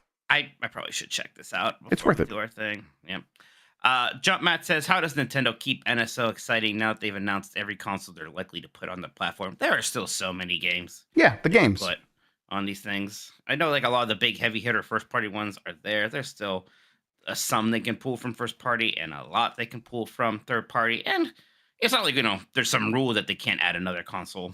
Yeah, and they'll probably add a new 99 game in the next year or so. I mean, I know they just did F-Zero, but it seems like they're going to keep doing those at a pretty regular pace. So that's another thing they keep doing. Joy Z now writes the name like Joy Z, which I appreciate. I hope I didn't ruin your handle, by the way, but I couldn't help it. Sean was like, I think reached out and was like, well, how do you say this? And they're like, no, just Joy Z. Just keep saying that. I don't care anymore. I can't be stopped. Somebody needs to do something about me. Most of the categories at the Keeleys are whack. Do you think it's even possible to have good, prestigious categories for a video game award show? The current genre awards are action, adventure, role-playing, fighting, family, sports racing, multiplayer, sim strategy, VR, AR, and indie, which vary between needlessly niche, like fighting and VR, to the broadest possible categories, action and family, and all of them end up with people being mad. Maybe a game exercise where Jeff and Mike fix the game award category. Oh, not bad. It's just it's hard trying to put these games into buckets like that. Like, there's a few where that works, like, obviously, sports racing. But even then, like, a sports game, you have, like, the classic is Punch-Out! A sports game kind of thing? And there are games like that. every year. Sim strategy. Like, look, I'm glad Pikmin 4 got into a category, and I guess I'll call it a strategy game. I don't know how much it's really like a strategy game, really. I think it's better to try to make awards for the components of a game. Yeah. Like music, like design. Well, I mean, so I'm things like that. looking at the award categories at the DICE Awards, which is the AS Awards. And they have outstanding achievement in design, what we kind of already talked about, but they have outstanding achievement in animation. Oh yeah, that makes a ton of sense. Not just art design. There's like technical sides, different technical sides of what art looks like in a game, and animation. Calling that out as like a really important one. Yeah, I love that. And obviously, there's like they do have sound design, which is some stuff you get at the Game Awards. But yeah, outstanding technical achievement. I think that would be a great one to have at the Game Awards. Like, hey, no, this is doing something on a technical level that we need to call out, and whatever you think that should, however you want to define that, whatever. But yeah, I think the DICE Awards are the way to do it. Fud Sack says, "Hi Jeff, I paid for a stolen TV that again didn't get to keep Grubb, and Mike, I won't even touch an apple for a children's charity." Minati, correct? Correct. There is a lot of talk about whether 2023 is the best year in gaming, but is it the best year in Nintendo gaming? What's the best year for Nintendo releases? I'd have to actually look because I have a hard time being like, oh, in 2023, this happened on the portable side and on the home console side, right? I'm better thinking about that stuff per console. Oh, sure, yeah. I mean, 2017's got to be up there. 2017's, I mean, it's right now in my brain, it's between 2017 and 2023. Right. 2023 is very good for Nintendo, though, because it like, I think Mario, Zelda, Pikmin 4 is a really strong 3 for me. And then just having Super Mario RPG looking really shit hot. Right. Yeah, that's strong. 99, Yes, F-Zero 99, very good point. Yes. So it's kind of tough, but it's funny that an Advance Wars game came out this year. You didn't really care. Yeah, I mean, the reality is it's just those Advance Wars games that I've played a million times, like with almost no difference, and an art style I don't like as much. So kind of a bummer. I wish they would have not done that. I wish they would have used those resources to do something else with the Advance Wars franchise. Yeah. Vision 49 says, "Is Spider-Man 2 the first WarioWare like?" What do you mean? What's my question to you? What's the question? Is Spider-Man 2 the first WarioWare like? It's got like some micro games in there. I guess they're mini games. Yeah, there's a lot of. Well, it's just like the normal. Yeah. Spider-Man 1 was like that also. Just a ton of mini games. Like, hey, now you're a drone and shoot some birds. I like that stuff. I don't know if it's enough for me to call it a WarioWare. Like, I'm afraid. Yeah, I don't think it qualifies. I'm sorry. Mona's kind of a baddie, though, huh? Oh yeah. I'm a big fan of Mona. Yeah. Always Be Clothing says, "Greetings, Mike Manavi and Jeff Arma Grubby. What Super Mario RPG merch do you want Nintendo to release? Amiibo, controllers, novelty, SNES box." I would actually freaking love Mallow and Gino Amiibo, which like shouldn't be that much of an ask, but we're at a point where we don't get a lot of Amiibo anymore. God, if I had just official casts of Mallow and Gino, I'd be so freaking happy. God, I would really like if it was the exact, like just the silicon graphics models. Just do those. It should just look exactly like that. You can like position them like the box art. God, that'd be cool. Yeah, that'd be neat. I have been buying like all the Super Mario RPG themed shirts off the Yeti and stuff like that. So I'm mostly pretty good over here. And I think I got a stark white sweater with the Super Mario RPG logo on it, and I love that. That's really cool. So yeah, I'm good. JD Camp says, "Will you go to Margaritaville or the Rainforest Cafe at the Mall of America when you visit Dan?" Yes. Well, that's exciting, man. Oh, I mean, Margaritaville maybe is better. Yeah, but there's only like so many Rainforest cafes. Yeah, it's but like, I was also just buy 2 of them. Like 2 of them are in Disney World. Thank God, that's right. Jesus Christ. Not that I didn't go in. I went to a Rainforest Cafe in San Francisco by the wharf, and that was pretty depressing. Like, it was not being kept up very nicely. That's depressing for real. Yeah. All the Margaritavilles are very pristine still. We would not dishonor Mr. Buffett's legacy, right? So we'll see. We'll have to take a gander. I mean, I'll have to see what Dan wants to do, too. I don't want to force him to go to a Rainforest Cafe, although I feel like he'd be into that. The Toys R Us is going to be opened that day, right? Apparently, yeah, they're opening, which great now the Mall of America is gonna be packed. But apparently, like one of the first new Toys R Us since it came back is gonna open at the Mall of America. No, that's Friday. That's the day I'm traveling. I'm getting there on Friday. That's right. Yeah, it right. better be Friday. Yeah. Yeah, it's Friday. You're right. Don't worry. That's why I should pretend it's not. Yeah. Okay. I guess so. Wow. We'll see. Okay. I would really like to have you guys report back on that because I miss Toys R Us. Yeah, Toys R Us is cool. It's weird that that those all went away. And it's like so weird because it's like every store now is like, we're a toy store. You go walk into Kohl's. I'm like, here, welcome to our toy section. It's like, what the fuck? This is like half the store. When did this happen? It's like, well, Toys R Us closed. I had to go to Barnes and Noble. Yep, the whole top floor. For kids. Yeah. It was wild. Barnes and Noble's like got all these wild toys. I got an American Girl doll for my girl there actually, and I'm like, oh, there's no American Girl store around here, but Barnes and Noble's apparently has all that stuff. So yeah. Super Harmon says, Mike, when you were young, did you hear the proverb, an apple a day keeps the doctor away? And given your father's a doctor, you deduced that eating apples would cause your father to ignore you, thus making apples evil? Sure, we'll go with that. Hey. I think someone's made that joke before, and yet still funny. You still enjoy it. Uh-huh. Lenny Cool Dick Denver says, hey, Mike, drunkest man on the Disney boat, Minotti, and Jeff, my joints hurt Grubb. When are we going to get our next video about NSO games that'll be announced but not come out for like 18 months? I know Golden Sun, the bad F-Zero GBA game, and 1080 Snowboarding are announced, and Metroid Zero Mission, by the way, but I don't think anything else has been announced that hasn't come out yet. I would like to say, don't do that.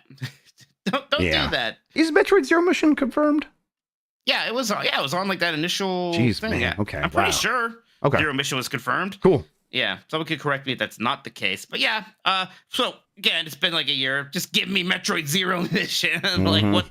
No, it wasn't, says Dippy. I'm making that up. Shit. Okay, then I'm sorry. It'll come. Then. But hopefully Mike's right, and we don't get another video telling us over the next year. Wait 11 months, and then we're gonna drop fucking Zero Mission. Yeah, apparently it was just Fusion. That's my bad. From a cursory Google search, apparently it was some data was data mined out of the SO app. That's probably what you saw. Okay, that makes sense. Okay, well, that data mine also had like that Astro Boy game that I don't think is actually ever coming. So we'll see. I mean, it's gonna come at some point. But yeah, just release games. Release more games. Yep. Come on. All right, not that many of you needed to correct me. Thank you, everybody. Now it just feels like bullying. Yeah, now you're just bullying me. Gigi64 says, Bow Wow Dogs. I know Mike has been on a vacation, but does he have any update on using the Retro Tank 5X? I love using mine, and it's been a blast to use from my old hardware. Forgot I got that. Very glad you said something, Gigi. We're paying you too much. I'm going to talk to Bacalar. We're paying you too much. Whatever we're paying you, it's too much. Because I got it right before I left, so I'm like, well, I'm not setting this up now. Thank you. Well, but I'm about to leave on another trip. Remind me again, like after the Giant Bomb stuff, like later in December. Is there any chance you could bring it to dance? Because that's something he would probably have fun messing around with. I don't know. I know. Hey, it's your precious thing that you've never stopped thinking about how much you want to use this thing. You didn't forget you own it or anything. So I get if you want to take care of it. I'm so glad Gigi said something because I forgot about that thing. Thank you, Gigi. Well, I got some other things that I got back. Like I got that PlayStation Portal, so I was like setting that whole thing. Sure. Up. There's been other things going on, and just Alan waking it. Tokyo Game Boy says, which do you think is most likely, an Earthbound remake, a Mother 3 remake, or a localized port of Mother 3? I think a localized port of Mother 3 is still, is that more likely than just a remake of 3 at this point? Probably still a localized port. Yeah. That is just going to happen someday. I am not one of those people who think it's never going to happen, but it's weird it hasn't happened yet. If they announced a big budget, in parentheses for Nintendo, Earthbound RPG sequel in a Nintendo Direct, wouldn't it be huge? It would be huge, right? People love Earthbound. Like, man, Earthbound seems more popular now than it was then. It is weird to me. Like, this team making this Mario RPG game, like, just get them to, like, do an Earthbound, like, Mother 3 remake combo. And then once they do that, like, get that Earthbound guy with them and have them just make a new one. I don't know. Yeah, sounds good to me.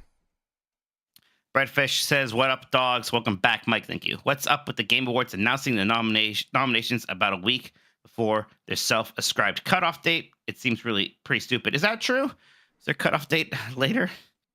I don't know. I didn't know that. Which I don't know cutoff date is exactly when this? it is. What is this? I don't. Well, there is a cutoff date apparently, and Breadfish is saying that it's a week after a week. So you can, he said this publicly. People can change their Careful. nominations. He said this. This is public information. Careful. He said, I don't want my boy Chi to get. Well, I mean, for us, our deadline was just when we had to send in our nominations. That's the only deadline we really thought too much about. right, and apparently you can change those things. So yeah, whatever. He does an award show for this year during the year. It is what it is. Like, what can we do about it? What is this, Jeff? Yeah, Exactly. that's the Jeff with a G in that case. Ali Miracle says, "Jeff, is it okay to spout more Sonic lore to you in about 3 weeks in SoCal? Cool. Yeah, you know where to find You me. deserve that." Absolutely. Evo Janice says, "I'm stealing a question from the glorious Nate the Hate. Is F-099 a new game or a mod of an old game?" A mod of an old game we have a term for that. It's called a new game. Hey, it's a new game. Inu Face says, "Who is going to buy the Retro Tink 4K? Well, I could have and didn't because I just don't really think I need retro games up-res that much. Also, you're going to use it for streaming, so I mean, I'm going to be using it like here, like on this. yeah, you don't computer. you don't want the 4K in the chain for that. Not exactly. yet. Yeah. Although, it's me JP, who is a streamer, everybody, and a cool dude. He's been testing 4K streaming with AV1 on YouTube, with like, I think he does like 25,000 kilobits up or whatever, and it looks so goddamn good. I'm like, man, AF. yeah, I'm like, maybe we should try to get Giant Bomb on like 4K streaming. It's like that would be so much work between all of us and changing our workflows, but boy, it looks good. And also, you can't do it on Twitch, so what does it matter? Ed says, "With Indie World likely being the last bunch of announcements we get this year from Nintendo, we're now in uncharted territory. What do you think happens next? Standard February Direct, showcase for new hardware, combination of the two. If you're a call announces 10 more years of OG Switch, I just want answers. Also, Mike, that Death Trick double blind game sure looks good, huh?" Yes, it does. Gosh, is the hardware announcement the next thing? Listen, not based on any information. I'm gonna like lay it out there. What I think could happen still is a tease in December still this year for new hardware. And I'm just making shit up, everybody. Let's just be clear. A tease in December. A major reveal probably in February, not at the Direct, a separate thing, and then a release, at some point later in the year. But yes, I think we still get a bunch of news, sprinklings of news beginning here relatively soon. Keywork says, "Sup, homies. I'm currently working on Super Nintendo World in Orlando, but I finally got to go to Hollywood and see a completed one in person. It was amazing seeing people enjoy it in front of my eyes, but I'm curious. Don't hold back now. But now that time has passed, what do you all currently think of the land and its attractions? Any feedback? Just curious. Thanks." Yeah, I liked Super Nintendo World a lot. I think it is constrained a bit by size in Hollywood, especially because it's so popular. Like one of the quote unquote problems is the stuff that's designed to be like, oh, just go up and like hit your band to this thing and you could get a show, hit a Goomba. Like that has an hour-long wait, right? Because it is just so packed at the moment. And if you're not doing that stuff, you're basically just waiting in a line to do the Mario Kart ride or staring at. Apparently, that Toad's Mario Cafe. Kart ride, if you wait to the very last hour of the day, has almost no line. If you do, is that true of just most things? Interesting. I guess it's not necessarily true for most things because most parks will let you line up for a ride up till closing. So if a park closes at 9, you can get into a 90-minute line at 8:59. Okay. Something I will do sometimes. So I don't know. I didn't know that, actually. That's interesting. Lines usually get less busy at the end of the day, for sure. But I think Super Nintendo World's great, and I think the Orlando version is going to be fantastic with the Donkey Kong stuff and the Yoshi ride there also. I don't know, is there anything... And the Rusty's Real Deal Baseball stuff. And Rusty's Real Deal Baseball, for sure. I mean, we all have our fantasy Imagineering or whatever the universal equivalent of that would be. Like, there should be a Luigi's Mansion ride, or where's Metroid, that kind of thing. I'm not even somebody who's bothered by it all being the Mario stuff. I think that makes a lot of sense. I think that's cohesive that way, and of course it's going to be Mario. Yeah, anything you think about though, Jeff? Like would change? Yeah, about it? I listen. I like being there. I think the eye lines, our sight lines, are all really good. Where you're basically completely immersed in Mario looking stuff. I don't personally mind that it's all Mario stuff, but I would probably kill for a more general Nintendo merch store that just has like there was no Kirby stuff, and my kids were big into Kirby at the time, and I'm like, man, they're not even Kirby. Like you put out a Kirby game every 25 minutes, and you don't have a Kirby merch at your Nintendo World. But that stuff will come eventually, so I'm not actually all that worried about it. So right now, I don't know. There's not much you would change, just because I get that it's so limited in terms of scope because of how much size they have available. And I'm waiting for Orlando. I want to see what that Donkey Kong land is like. And when that opens, I hope once they have like Mario and Donkey Kong stuff in the store, they're like, oh, and here's a bunch of other Nintendo things as well. That would be great. Baldur Gate Wolf 5 says, guys, GTA 6 is coming. I'm losing it. I can't wait, man. Any thoughts, theories, or predictions? Is it possible to get more interior environments like we did in GTA 4? Rockstar finally start to involve their gameplay design.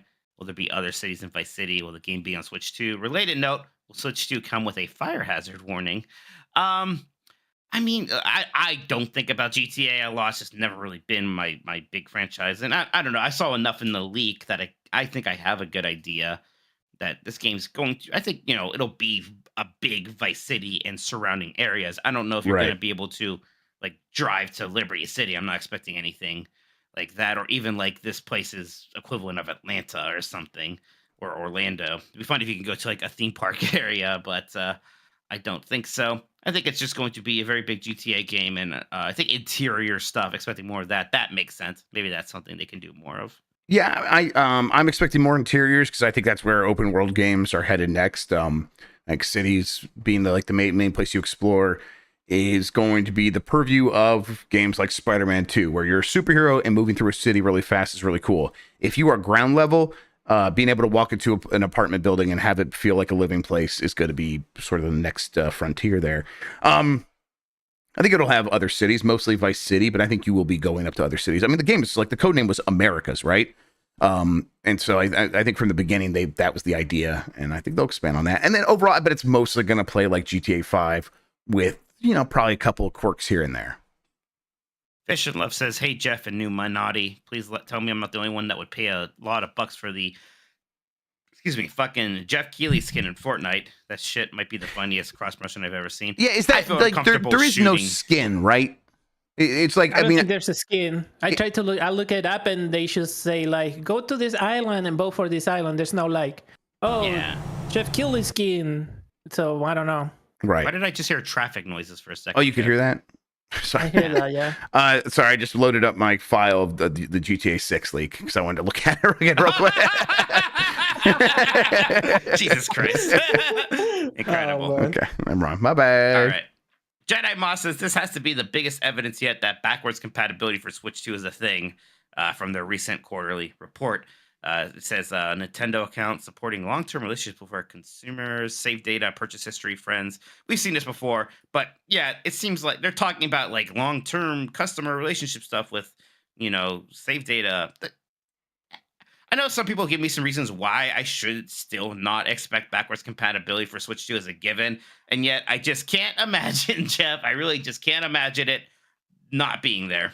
There is a lot of work that will have to be done. We don't know what that will look like, but my assumption is the work that has to be done, then fucking do it, and I expect them to do it. And by they, I might not mean Nintendo. I might mean Nvidia. But I think Nintendo will be like, yeah, okay, sure. We want that for us because we see it as an important strategic business decision. Then Gigantes42 says, just a question for Mike this week. Did you miss Jeff as much as he missed you? I missed him exactly as much he missed me. How much you missed me, Jeff? I missed you a lot. I'm really glad you're back. It was fun having Ash Guy on. Sean and Christian are big help. But it's like, Mike really makes this show a lot of times. So yeah, glad you're back. Well, thank you. Well, that's it for those questions, everybody. We're going to take one more break. We'll come back with the rest of the super chats and talk a little bit about what we've been playing, but we're going to be wrapping things up here when we get back. This is a break.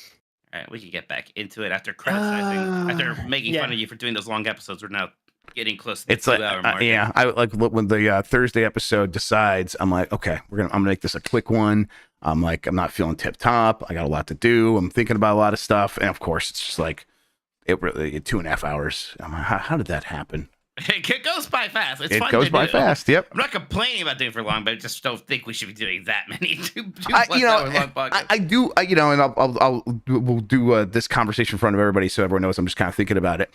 I would like to test maybe hour-long episodes here or there. Just I want to see how they perform, if they're like that much different in terms of like how much people listen. Because I wonder if there's like a certain audience like, I'm not even going to start a podcast if it's longer than an hour. I think there's some evidence out there that that's the case. I just don't know how we get these shows down to be that long. The data is usually We can the try. opposite. Because maybe it depends on the audience.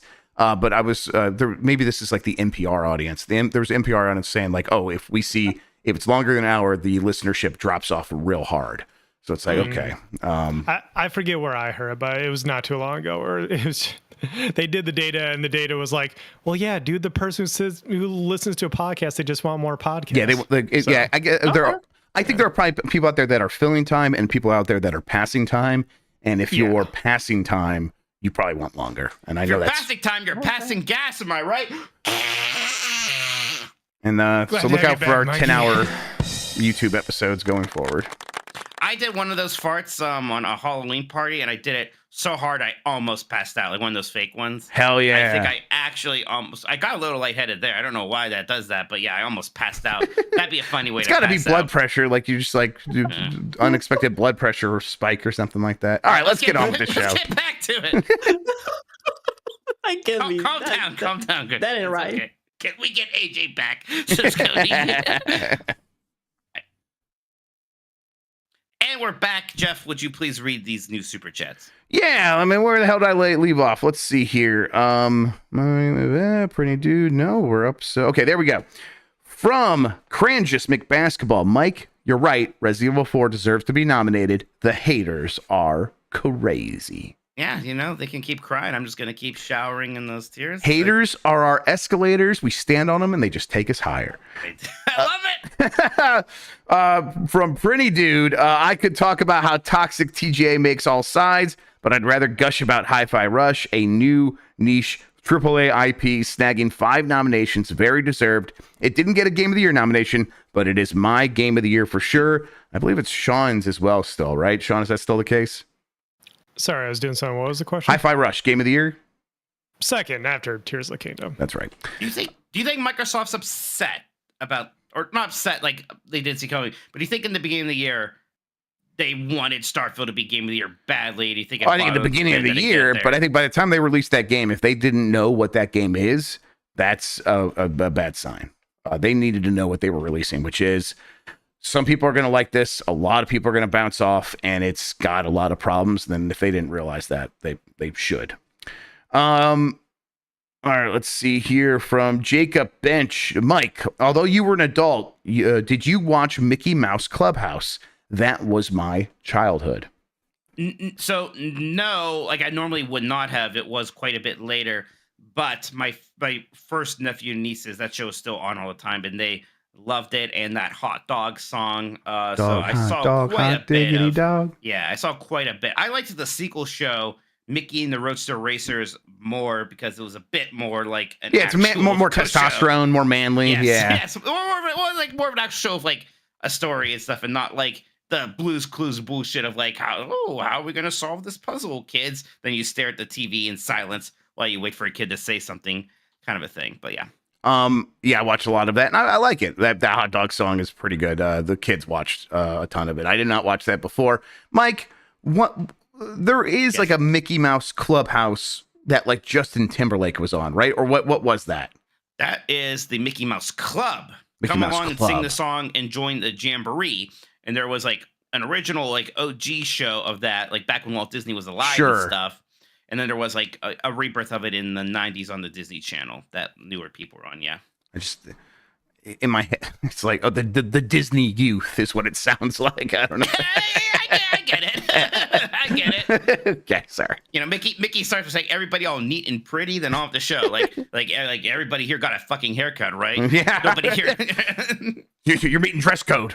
Walt Disney Yeah, get exactly. real mad if your socks aren't up to your ankles. Well, All hey, right. they weren't allowed to have like facial hair in the parks, the employees, until like I don't know, 10 something years ago. So I found the entire country of Mexico, or most of Mexico, doesn't wear shorts. They think shorts are only for when you're on vacation.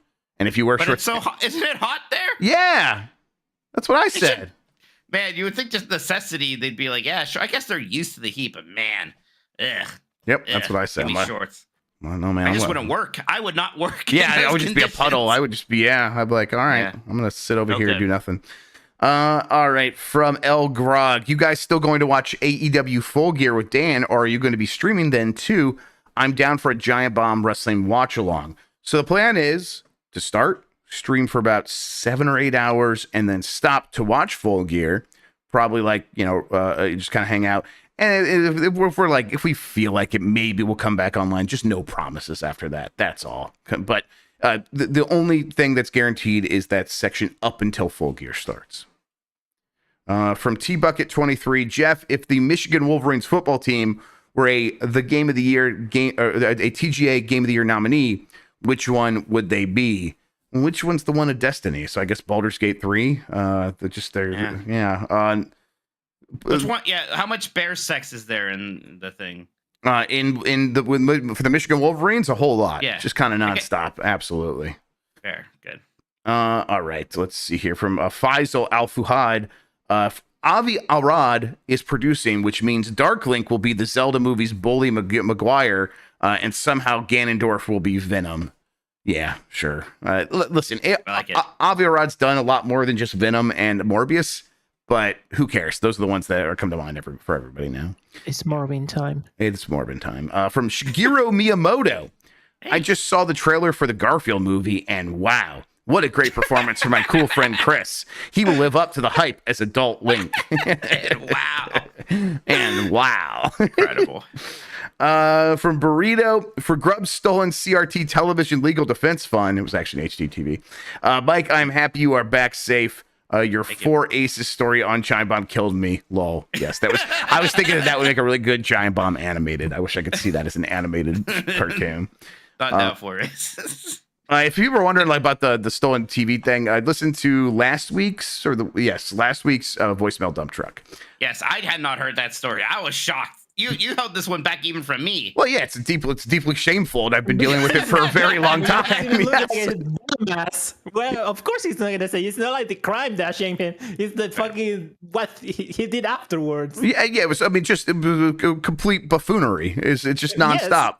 Short version, he stole a TV. Yeah, Short version. It was like one of those things where don't elaborate. Don't elaborate. You stole a TV. That's right. EP Idiot Box, not Black Friday, but I worked at Target in 2006. I got fired for calling out sick, then showing up as a customer to buy a Wii with my employee discount. Oh my God. Hell yeah. Look, I both respect it and also cannot disagree with firing you. That's a hell of a... Did you at least get it? Because did they fire you before you were able to use your employee discount? We have to know. Man, that is like something from a sitcom. Yeah, That's like something Kramer would do and not see the problem. Excuse me.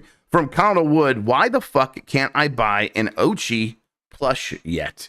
Yeah, I don't know, but hey, listen, I love Pikmin 4, but Ochi's kind of weird looking. I don't know, man. Still not entirely over Ochi. It's like no nose thing. I don't hate Ochi, but I don't need an Ochi in my house. Ali Marco says, thanks, Mike. I dropped my weed pipe with that fart and lost my duty queue. Thank you. Duty queue is like a dungeon in Final Fantasy 14. Thank you.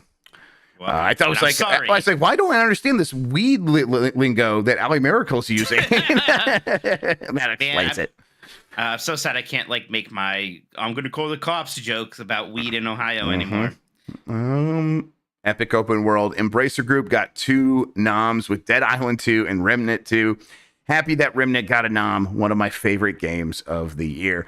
Yeah, Remnant I think is one that's going to keep getting more and more players. And when we get out of 2023, a couple years from now, it'll be like a sleeper hit. And I think it could grow into be like, well, yeah, that's the game that people still play from 2023 because People like it, Oh, really yeah. like it. Like all the This is Next great. boys, Yep. and Christian. People really like Remnant too.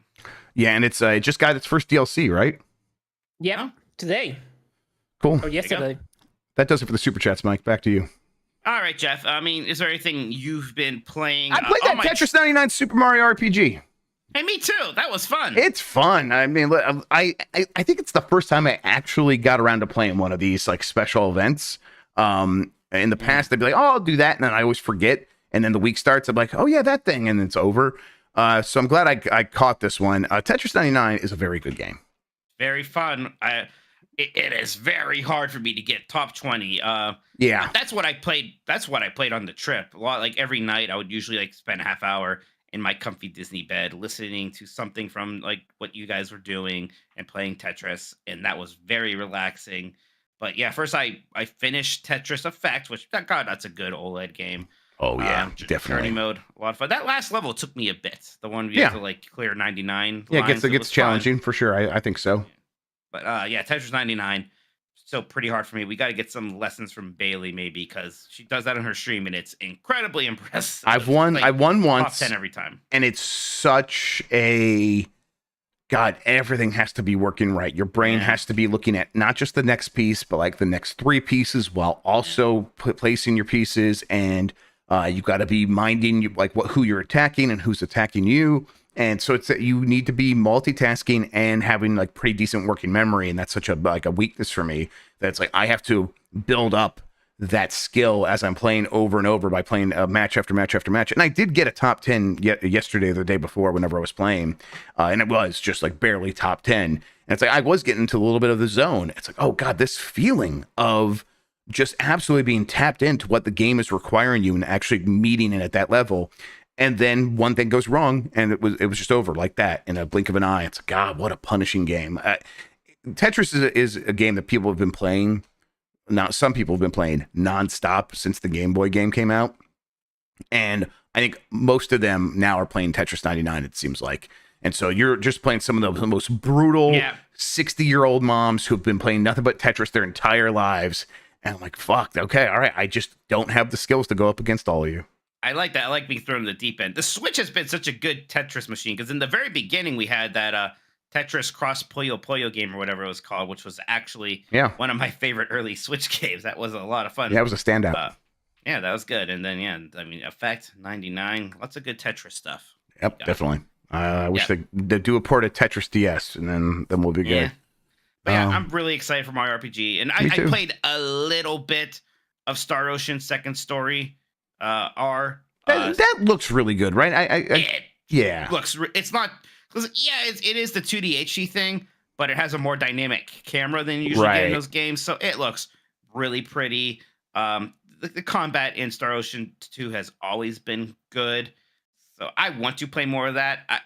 I wasn't even going to get it until after Mario RPG, but it was right before I was about to leave. I was like, it'd be kind of nice to have Star Ocean on my Switch in case I wanted to start that at some point. And even though I mostly played Tetris, I was glad because it seems really good. I like it a lot. Yeah, I was when I saw gameplay of it, I'm like, oh, is this what the game actually looks like? This is like feels like a real really big boy remaster / remake. Yes. And I found it very appealing to look at. So I'm glad they put that kind of work in there. I know people really like Star Ocean too. So to see it get this glow up is fantastic. But we got go ahead. Sorry. No, we got an update on the Wii U, on the Wii, sorry. Oh, yeah, from EP Idiot Box. So the follow-up here is, I got the Wii and lots of time to play Zelda. Hell yeah. Yeah. Perfect crime. Fuck yes. I did the least perfect crime in history. You did the most perfect crime in history, Idiot Box. So there you go. And then, I really am just waiting for Mario RPG, though. Wait. I would like to clear up a few other things. Ideally, I finish Resident Evil 4 before that, and then I can bounce between Mario RPG and Baldur's Gate, and that'll be good. Super Mario RPG. Fantastic. Be good. I'm surprised how many people don't know that still. I did Game S Mornings, and a lot of people in chat didn't know what we were talking about, so we just played that song for them. Yeah. I knew and then forgot again and didn't just knew the song. So I'm glad you reminded me about the original video, to be honest. Yep, it's good stuff. All right. Let's start wrapping up here then. I think we're all caught up on super chats and everything else. We will tomorrow we've got Flight Club.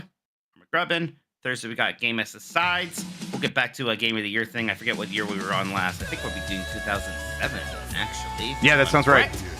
So we'll look into that. And I think I tried it once, some other things. That'll be fun. But yeah. Then what else are you doing tomorrow, Jeff?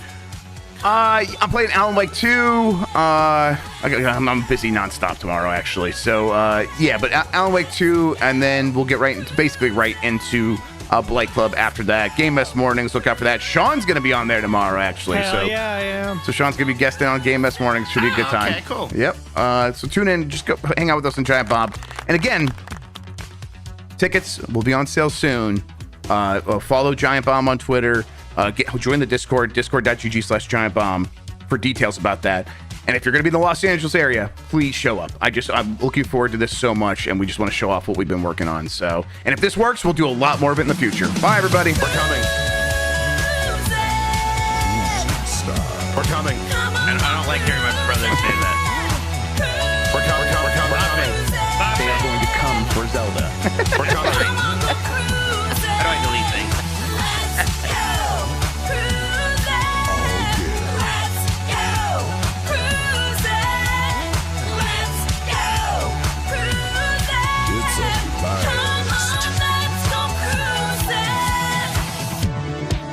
Look, I'm saying you should probably have to see Seaman at some point. We're coming. They are going to come for Zelda.